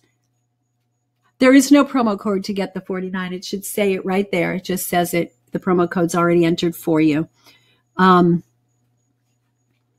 Yeah, can't sign up. So there's a lot of people having trouble, team. So see if you can help them. Yay, Vicky got registration. Looking forward to it. Just joined. Darla, Carmen, welcome. Tina, welcome. Vicky, welcome. Let's see. Yeah.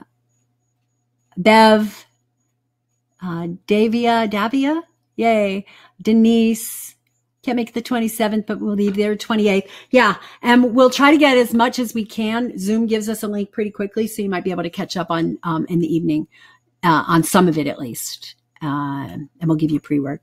Okay. So yeah, help these folks who are having trouble. Lawayne is having trouble. David B. William just signed up. Paulette. Awesome. Thank you, guys.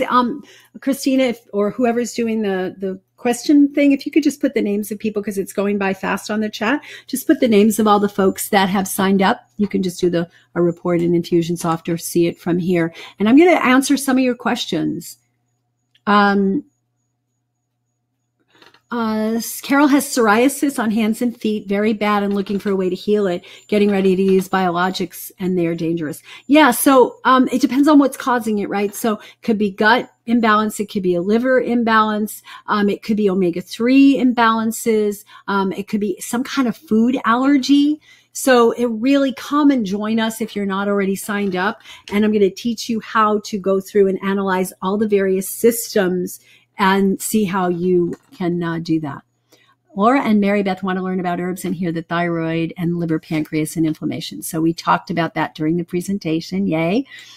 Stage 3, adrenal fatigue, collecting as much information as possible to change diet. These are the reasons people joined us. So thank you. And we talked about some of that. Hashimoto's great. Any specific herbs that can help replace hormones when a woman has had both ovaries removed. You know, here's the thing, Denise. That's the time when you need to take hormones to replace, when you've had the organ or gland, the gland that makes the hormone, removed. But it can be done in a very healthy way as long as you're given physiologic doses, not super high, and that it's given after doing a test for the metabolites to see how your body's metabolizing. I use the Dutch test, to maybe other tests that you can use, but it helps me to see what's going on metabolically so I know what the best advice is, what foods are to help support that system, and also to understand what was the root cause of why you had to have the ovaries removed and fixing those imbalances that led there. So yeah, there are times when we really do need to take hormones, and that is when that gland is removed. Okay, so Vicki wants to help heal her mom, and hopefully your mom is open to it. It's great. Karen would like to hear about 12-year-old girl hormone problems causing upset feelings. Yeah. So, here's the thing. Most kids, by the time they get to puberty at age 12, their diets are less than ideal. And especially at that age in middle school, they're going to school, they're eating the garbage that they serve at school. They may have some food allergies. They may have insulin resistance already that leads to polycystic ovarian syndrome, which gives them some androgen excess, which is male hormones. There's so many possibilities here. What we want to do is get to the root cause. We don't do a this for that approach. And yeah, I said I would give you lists and charts, and the chart that I gave you actually lists various herbs that are supportive of different systems. But notice it's not a matter of, I have psoriasis. These are the herbs I take. I have PMS. These are the herbs I take. It's about finding why you have that. And your underlying imbalances, your underlying obstacles may be very different from other people's. Yeah, Carolyn, we talked a lot about different things that support immune issues, and it's a good thing to come to the event and go through it in more depth. What do I do or take for more vibrant hair and skin? Depends, right? Is it a thyroid issue? Is it biotin deficiency? Do you have a shortage of collagen forming nutrients? So we have to look at that. Which hormones are out of balance? What are you eating, right? We can't just take things and add supplements and herbs and power foods to an already bad diet. We have to clean the diet as well. And tonight we didn't talk about the things that you need to do to clean up, and we will during the 2 days together. But I really wanted to focus on some of the foods that you can just start. And some of the stuff we talked about tonight, you could just start incorporating these foods and herbs, and they'll naturally displace some of the other stuff in your diet, and just see how it goes. Phyllis, is 100% whole wheat bread good? It depends. For most people who are sick, for most people who are fatigued, have hormone imbalances, no, bread is not a good thing for them to be eating. And actually, I'm going to go back and let you see me again. So I'll put myself here. I'll leave the slide up. Do I need to leave the slide? I don't need to leave the slide up anymore, right? So I can go back and so you can see me. And I kind of feel like I can see you when you can see me. So I'll take the slide down. Remember to go to foodandgenes.com. And let me go back to the questions. And I'm going to do this. Where was this? Okay, good. Now I have this over here and that over there. And I can see the chat and I can see the questions. All right. Tinnitus is another complicated thing. So back to the wheat, a lot of people have problems just even digesting starches, let alone wheat. There's so much research on gluten and gluten intolerance and leading to a variety of things. So I feel like everybody needs to find out, but if you have symptoms and you're ill, fatigued, brain fog, gut issues, psoriasis, whatever, that you need to eliminate it and see how it goes for you in at least 6 months. Tinnitus is tough. I mean, it could be overdosing on aspirin for many years or some sort of over-the-counter type medications. It could be a fluid imbalance in the inner ear. So it really matters. Everything starts with having good foundations. Remember those 7 pillars?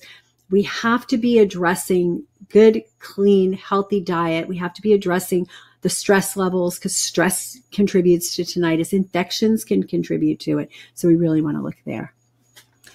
I want to know what plants to eat to heal heart attack patients. Okay, so first you have to get them off the diet that caused it.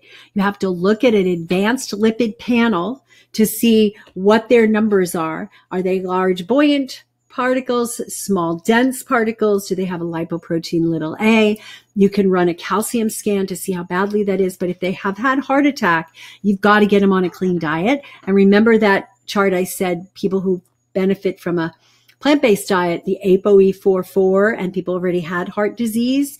So whole foods, plant-based diet, the fat level you're going to have to determine, no oil, no sugar. You're going to have to get their blood sugar under control. So, glucose regulation is super important. And that's just part of it. We'll talk more about that. Bronchiectasis, herbs to help lungs. Well, there's a lot of herbs that help to support the lungs, right? So, but we need to get inflammation down. So overall, we're not addressing the bronchiectasis. We're addressing the imbalance, right? The immune imbalance that's causing it. So inflammation, stasis, we need to get things moving. Cordyceps tends to support the lungs. Lobelia tends to support the lungs. So I would say, I don't treat conditions. I work with people. I advise people on what they should be taking to restore their own balance, not like what's the condition. So yes, I gave you a chart and it says these herbs support these conditions or these areas, but you really have to know more and research it. Laura, need to heal a fatty liver, reverse diabetes, and improve thyroid function. I'm glad that you're here because so much of this is going to support that. Like those basics, that 7 process, that 7-step, we've got to do that in order. And the fatty liver, when we reverse diabetes, we help people reverse diabetes all the time. Type 2 diabetes is like, it's one of those things that are relatively easy to reverse as long as you're willing to take a stand for making changes in your body. And the same thing with thyroid. If you don't heal your diabetes, if your blood sugar's out of control, the thyroid function is never going to get well. What can you do to help the liver function properly? We talked about a lot of that stuff today. We talked about, the foods that support the bitters. We need to clean up the environment. We need to reduce the toxic load on the liver, right? The liver is really overloaded. We need to have air filters and water filters and eat just pure food and stay away from the pesticides and all of that other stuff and avoid unnecessary medications.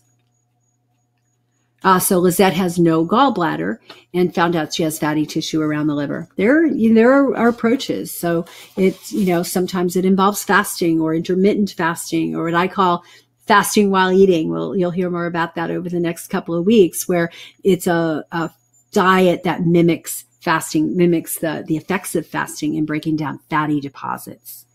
How do you support the liver when you don't have a gallbladder? There are ways that we talk about. We have a whole module of that in our digestive mastery program. And basically, what you're missing, if you don't have a gallbladder, the liver's making bile and it's popping out the bile, but there's no place to store it and concentrate it, which is the gallbladder's function. And so digestion doesn't work real well because we just this constant drip of bile instead of this, burst of bile when we're eating a fatty meal. So the digestive enzymes is always important. And there could be some of the bitter herbs. Beetroot powder has been found to be helpful, the fermented beetroot powder. And you can be doing things like, bitters for sure. And lipase as an enzyme, and sometimes bile salts. It just depends. And some people tolerate them and some people don't. And so a lot of questions about fatty liver.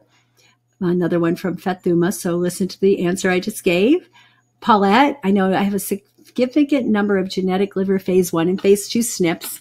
My healthcare practitioner refers to my liver as a sluggish liver. I've gotten better by doing low carb, 50 grams generally a day. Great. That's a great comment. And here's the thing, right?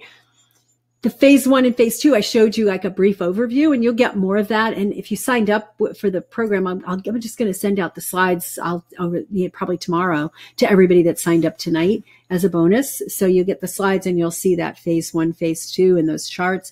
We have some more details on that we'll share during the event.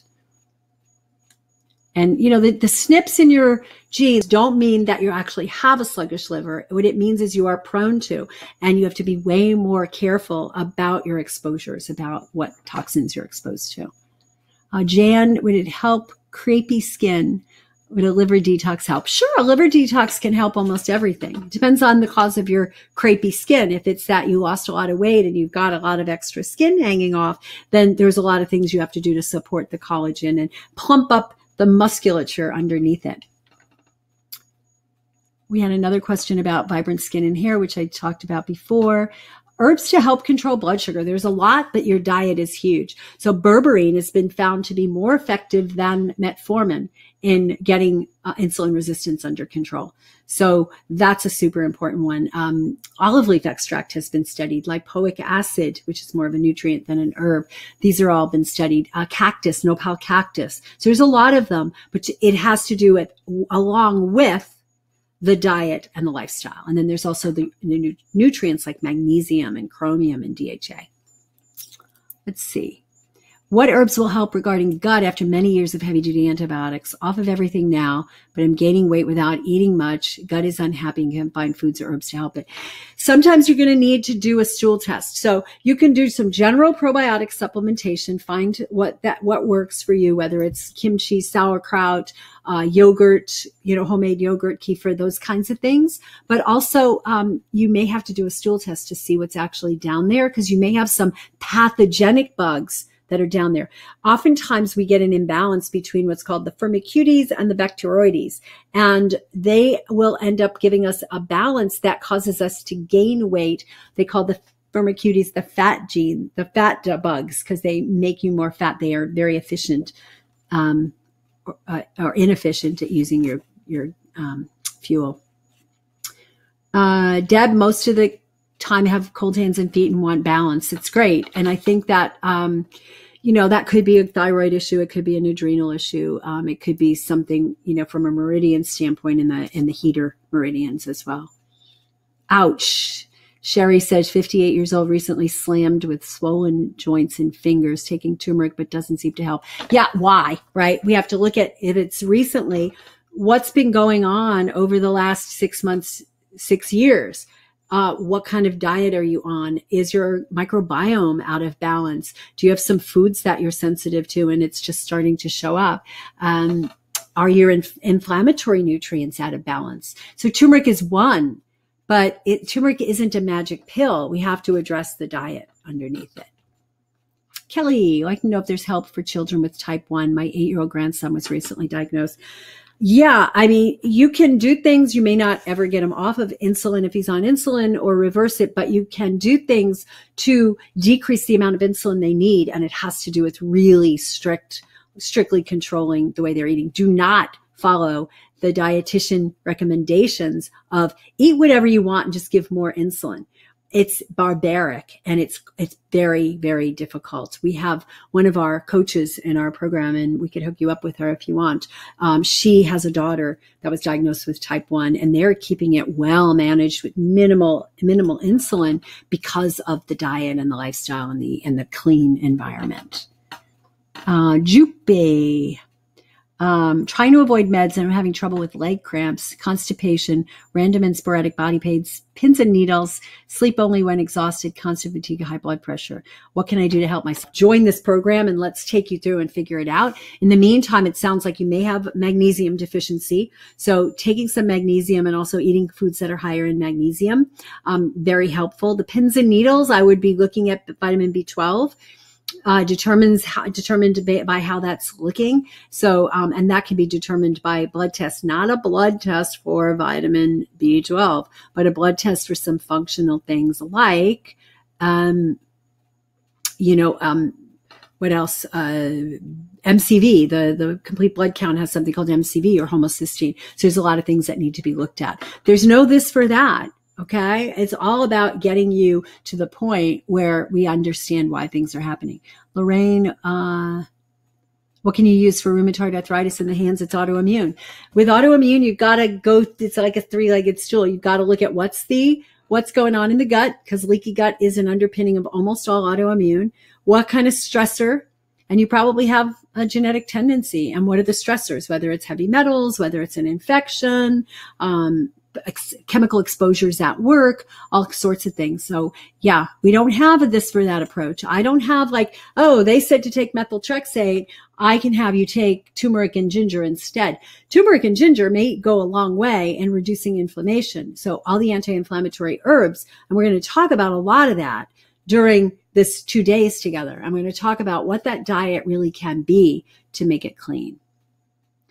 Sophie, herbs for Hashimoto's, insulin resistance, systemic inflammation, and adrenal support. I think I've talked enough about how we don't have a this for that approach. I mean, there are herbs that can support you if you have Hashimoto's and low thyroid function. Sometimes ashwagandha can be good. You've got to look at a variety of things, but you also have to look at what I just said for rheumatoid arthritis.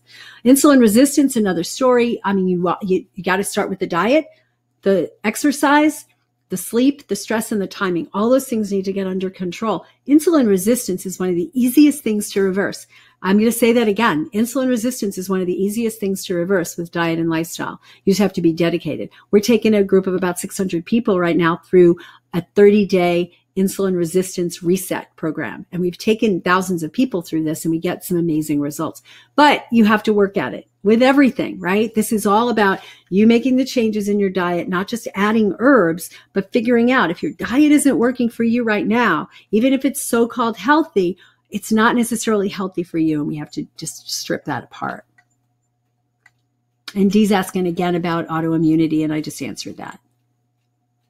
I want to be free from regular foods that trigger migraines and sinus problems. So clean it up, right? You clean it up.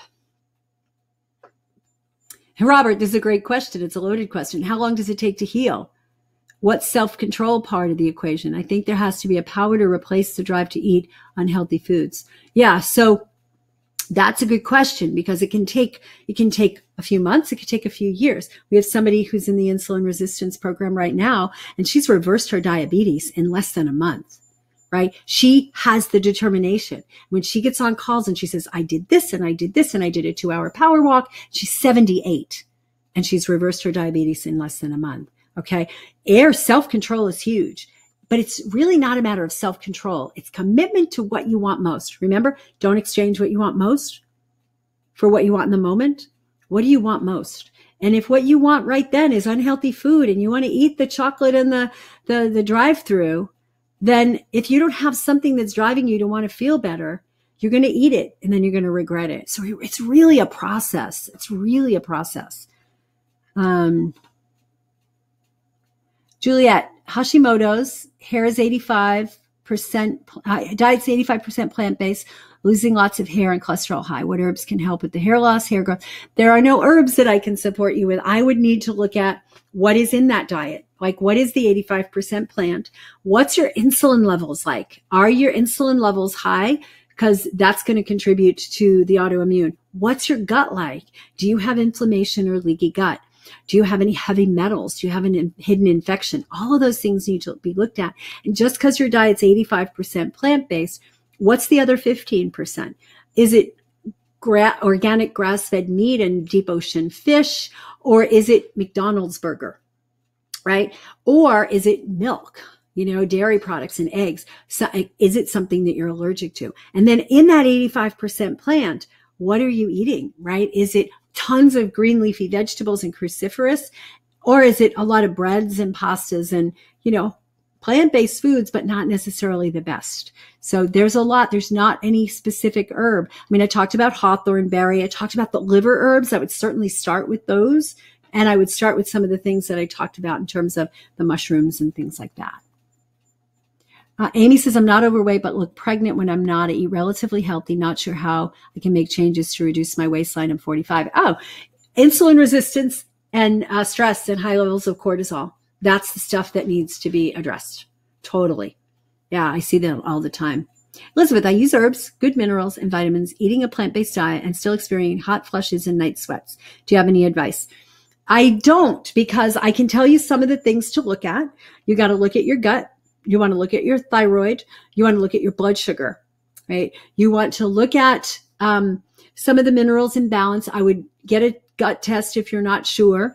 Are you eating probiotic type foods? What's your stress level like? And how are you handling it, right? Are you eating 6 meals a day? Or are you eating 2 or 3 meals a day? What kind of a diet? Is it a low glycemic diet, a high glycemic diet? Are you using oils? Are you using sugars and things like that? So all of those things need to be taken into account and getting the hot flashes under control. Of course, there's herbs that you can try for symptomatic relief of hot flashes. You can try black cohosh, dang quai, magnesium and B6 from the nutrient perspective, and try that while you're looking at what's going on underneath it, right? What's going on underneath it. Cindy, going through post-surgical radiation soon, so want suggestion to use plants to help support the body. I'm glad you came. And whole foods, lots of green leafy vegetables, lots of the rainbow foods, and look at some of the herbs I talked about tonight for the immune system, right? And some of those herbs like chaga and things like that help. And then why are you going through radiation? What was the underlying cause of the condition that caused you to need radiation? That's what you really need to heal in order to heal. Do you see what I'm saying? Yeah, the radiation may be necessary right now, but you really need to look at that and, join the 2-day event, and you're going to get a lot more involved with this. And we're going to keep track of all these questions and some of these issues and make sure that we incorporate these into, the Hashimoto's and all that. Adrian says ashwagandha is very pungent. Yes, it is. Are there herbs that can use to balance it? Sure. I mean, whenever you do an herbal formula, you put things in. Oftentimes ashwagandha's got a little licorice in it, a little bit of ginger. Yeah. And rosemary is another one, especially if you tend towards depression, because rosemary is uplifting. Lemon balm, some of those things. Absolutely.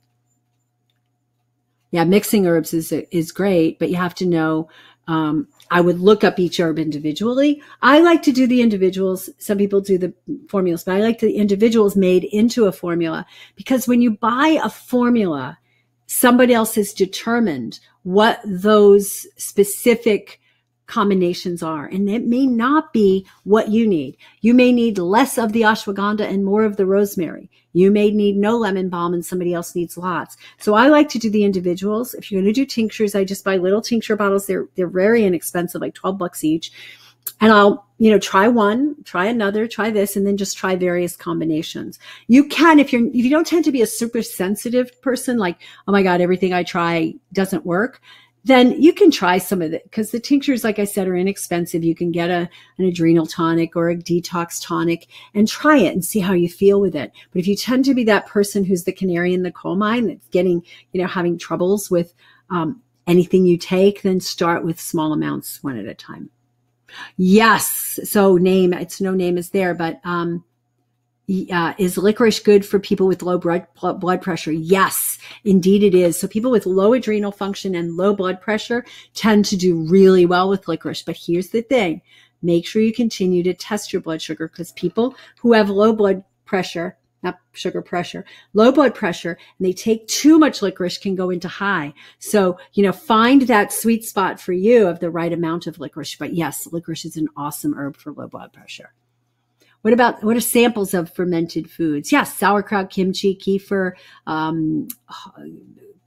plant-based yogurts is what I like to do as well. Annie, when you talk about black cumin seeds, do you mean actual black cumin or Nigella seeds, which is what most people mean when they say black cumin? They're totally different. What's called black cumin, it's the Nigella. And that's what I've seen. I have a bag of it. It says black cumin, and then it says Nigella, whatever the second part is. So that's what we're talking about. Was that 2 teaspoons of black cumin a day? It can be anywhere from a teaspoon to a tablespoon, depending on your size. But the study, I think, was actually a full tablespoon. Is there anything that specifically helps boost T4 to T3 conversion? Yes, Tanya, there's lots. So selenium, if you're deficient, getting your stress under control, because high levels and low levels of cortisol depress that conversion. And in getting your inflammation down, because inflammation impacts that conversion. And then other nutrients that you can try that might be involved are magnesium and iodine. Would coconut yogurt be okay if on a low FODMAP diet for SIBO? I would try it. I would try it and see. If you're on a low FODMAP diet for SIBO, you should be on that diet for maybe a month. We have a very special chart, which we'll give people who attend our webinar on how I do this. I have this really beautiful, 6-page chart that shows the low, medium, and high FODMAP and how you can reintroduce them. So you just have to find out for yourself. If allergic to sulfur in medicine, would that mean I might have trouble with broccoli sprouts? You might.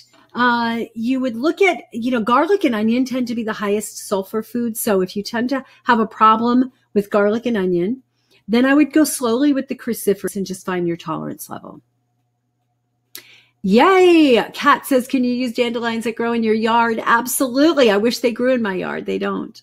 Do fermented beets have less oxalic acid? Yes, they do. They have less oxalic acid. Ashwagandha, definitely not good for hyperthyroid, Mary. Mary asks if ashwagandha, stay away from it if you have hyperthyroid, because it's so good for hypothyroid. It helps to increase the thyroid function. Do seeds and legumes cause arthritis pain for some? Yeah, I mean, everything can cause everything. This is what I've found, that certain people are sensitive to or don't digest well. So certain seeds might, they may have problems people may have problems with the lectins in the seeds and the legumes. They may not. And it's really a matter of going, okay, these foods might be problematic. Let's try it. With arthritic and joint pains, some people are sensitive to the nightshades, potatoes, peppers, potatoes, peppers, eggplant, tobacco is in the nightshade family. Actually, ashwagandha is in that family. So if you take ashwagandha and you do get joint pain, it could be that you have a nightshade sensitivity. So peppers, potatoes, tomatoes, that's the other one I was looking for. Eggplant, peppers, tomatoes, potatoes are the main ones. Okay. What lab tests and genetic tests would be useful before the class? Can you provide this information? Right now, I'm still getting people to do 23andMe and then running a genetic detoxification lab. Okay. Geneticdetoxification.com will run the thing through it, the raw data. If you're going to do it quickly. If you've already done a 23andMe, then just run it through genetic detoxification beforehand and bring it to the lab. Don't give it to me because I'm not going to read 300 people or whatever number of people's genetic testing, but we're going to discuss it and I'm going to teach you. I'll show you how some of those things work. Yay. John, many thanks for your work and sharing, John, in the UK. Thank you, John. Jennifer, I have a client who has a few autoimmune disorders and she changed her lifestyle, limited sugars, processed foods, raw vegan diet, working on areas of her life, frustrated because she feels like she plateaued, often feeling hungry. Look at her insulin levels. Have her do a test for insulin. Have her do a test for the blood sugar postprandial. And look for food sensitivities. That's often what happens when they plateau. I want to be able to eat food without constipation or diarrhea. So you have an irritable bowel and he needs to be healed. And sometimes it's just a very limited approach, like a liquid only diet for a month or so just to allow it to heal. And then, just good foods. Sharon said, I read that ashwagandha was not good for the thyroid. That's incorrect. It's very good for the thyroid, just not good for hyperthyroid. Adrian said, you won't eat it if you don't like the taste. Learning to balance the flavors has to be important. Absolutely. We have a whole 5 flavors approach, and that's what I do when I'm putting things in. We always want to put the sweet, the sour, the salty, the pungent, and the bitter, and all of that needs to go together. Absolutely. Although I will eat it if it doesn't taste good, if I know it's good for me. Not sure why, but after I eat fermented cultured veggies like homemade kimchi, I get indigestion for a few hours, like it's stuck. You may have some small intestinal bacterial overgrowth, or you may have a histamine reaction, a histamine intolerance. So you may have to back off of the fermented vegetables for a while. Okay, I don't see a list of anybody of the people who joined. I'm going to go back here. Is anybody able to get that? Just take it out of Infusionsoft and let me see, because I'd love to know who's there. Let me just do a refresh here. See if it shows me. And I can say hello. Mine wasn't updated. Huh? Oh, let's see. Edit criteria. And I'm going to say, what's the name of the product? Miscellaneous.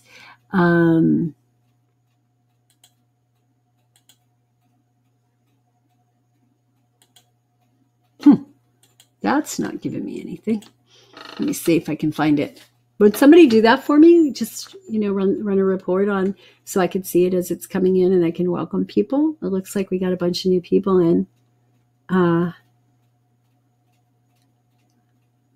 Let's see. Shine. Here we go. Here we go. Now I can see it. All right. It looks like Deborah and Denise and Galen and Sarah and Gail and Mary, Umesh, Hope, Amy, Marion, Lou, Carla, Peggy, Ursula, PA, whoever that is. Hi. Mary, Giselle, Carlene, Suzanne, Carolyn, Lily, Roger, Melina, Diane, Rochelle, Noreen, Bonnie. Oh my God, there's a lot of you. Joanne, email you. Okay, so if you haven't done it yet, that $49 is going to go away very soon. It won't be there anymore. So hurry up and get in there. If you're having trouble, of course, write to the help desk and they'll help you get in. So where did I leave off? Micheline, Bev, Susan, Joyce, Cindy, Indra, Juliet, Kim, Marianne, another Michaeline, Stephanie, Chris, Bonnie, Rachel, Carol, Jennifer, Denise, Sherry. Welcome, guys. I'm so thrilled to have you here. There's probably a few more on the next. Oh my God, there's another whole page full. Holy cow. There's a lot of you. Oh boy. Welcome everybody. I can't read all these names. It's going to take me for another hour, but it's not that I'm, let me go. You do 500 on the page and I'll see. It looks like there's like hundreds of you that have signed up tonight. So thank you so very much for coming and for trusting me with your health. And I promise to take really good care of you because that's what I do. And that's what I'm passionate about. So if there's any other questions, guys, put it in there. But otherwise, I'll let you guys go. It's getting late. It's late for me as well. We've been here for 2 hours with all the extra questions, and I appreciate it. And I look forward. What I like is when I do these are short, and there's just so much we can cover. We can get a lot covered, and you learned a lot tonight. But we're going to go way deeper to have 2 days of leisure together, 2 days for me to actually take you through some of these assessments so you can see what's going on for you, and I can support you in, creating your own plan for moving forward.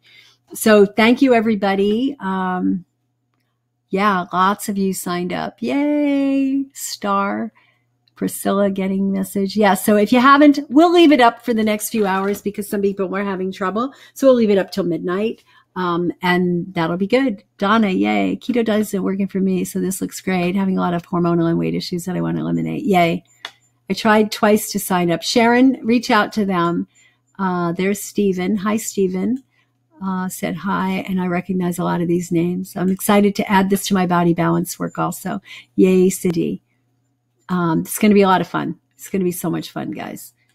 All right. Help desk is located where? Okay. So there's a couple ways you can get there. You can write to helpdesk@drritamarie.com, helpdesk@drritamarie.com. But when you go to the link, foodandgenes.com, down in the bottom, actually I could share my screen. I'll show you. Let me share my screen and I'm going to, here, I'll just show you guys. Where is it? All right, let me see. Oops. Maybe I can't because it's in the same window. Let me just pull it out into a different window. All right, this will help. Now it's in a separate window and I should be able to share it. Here we go. So if I hit share screen, application window, my entire screen, why isn't it showing me? Let's see if that doesn't share, if that doesn't show me. Oh no, that's not good. I'll stop that. Hi guys, I can't figure out how to share it. It's not letting me share. Okay, so here, I want to share this screen and I'm going to actually move it to this screen over here. That'll help. And then I'll share it. That should work. All right, so share screen, cancel, share screen. And then I'm going to go to this, share, and I'm going to get out of this. And you should see, I guess not. I don't know why it's not letting me share that screen. Let me stop it. I'm sorry. I was going to show you where. Let me try it again. Ah, there it is. It's picky. All right. So this is the page. It's got a lot of marks on it because it's a special thing I have. But if I go scroll down here, right here, see this? It says questions. That would be help desk. So if you're having trouble, just click on that questions where it says online chat with us and you put your name in. And what happens if I do that? I put my name in. You put in your question, this is, I'm going to write it's me so they know. And you just do that, and then somebody will start a chat. I'm in queue position 1, and then somebody will get back to you and answer your questions or take your name and get you signed up. So don't worry about that. Yeah, I hope that helps. Yeah, so you should, as soon as you sign up, you should get access to a page that has the assessments to get you started. And then as we get it's a Zoom room and we have to get the room set up and the registration link and all that. And as we get that, as it gets closer, you'll get access to that and you'll get access to some other handouts. Yeah. Yay. Yeah, I saw you there, Michaeline. You did sign up. Yay.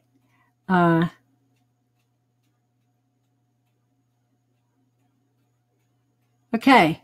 So, any other questions? Are we done?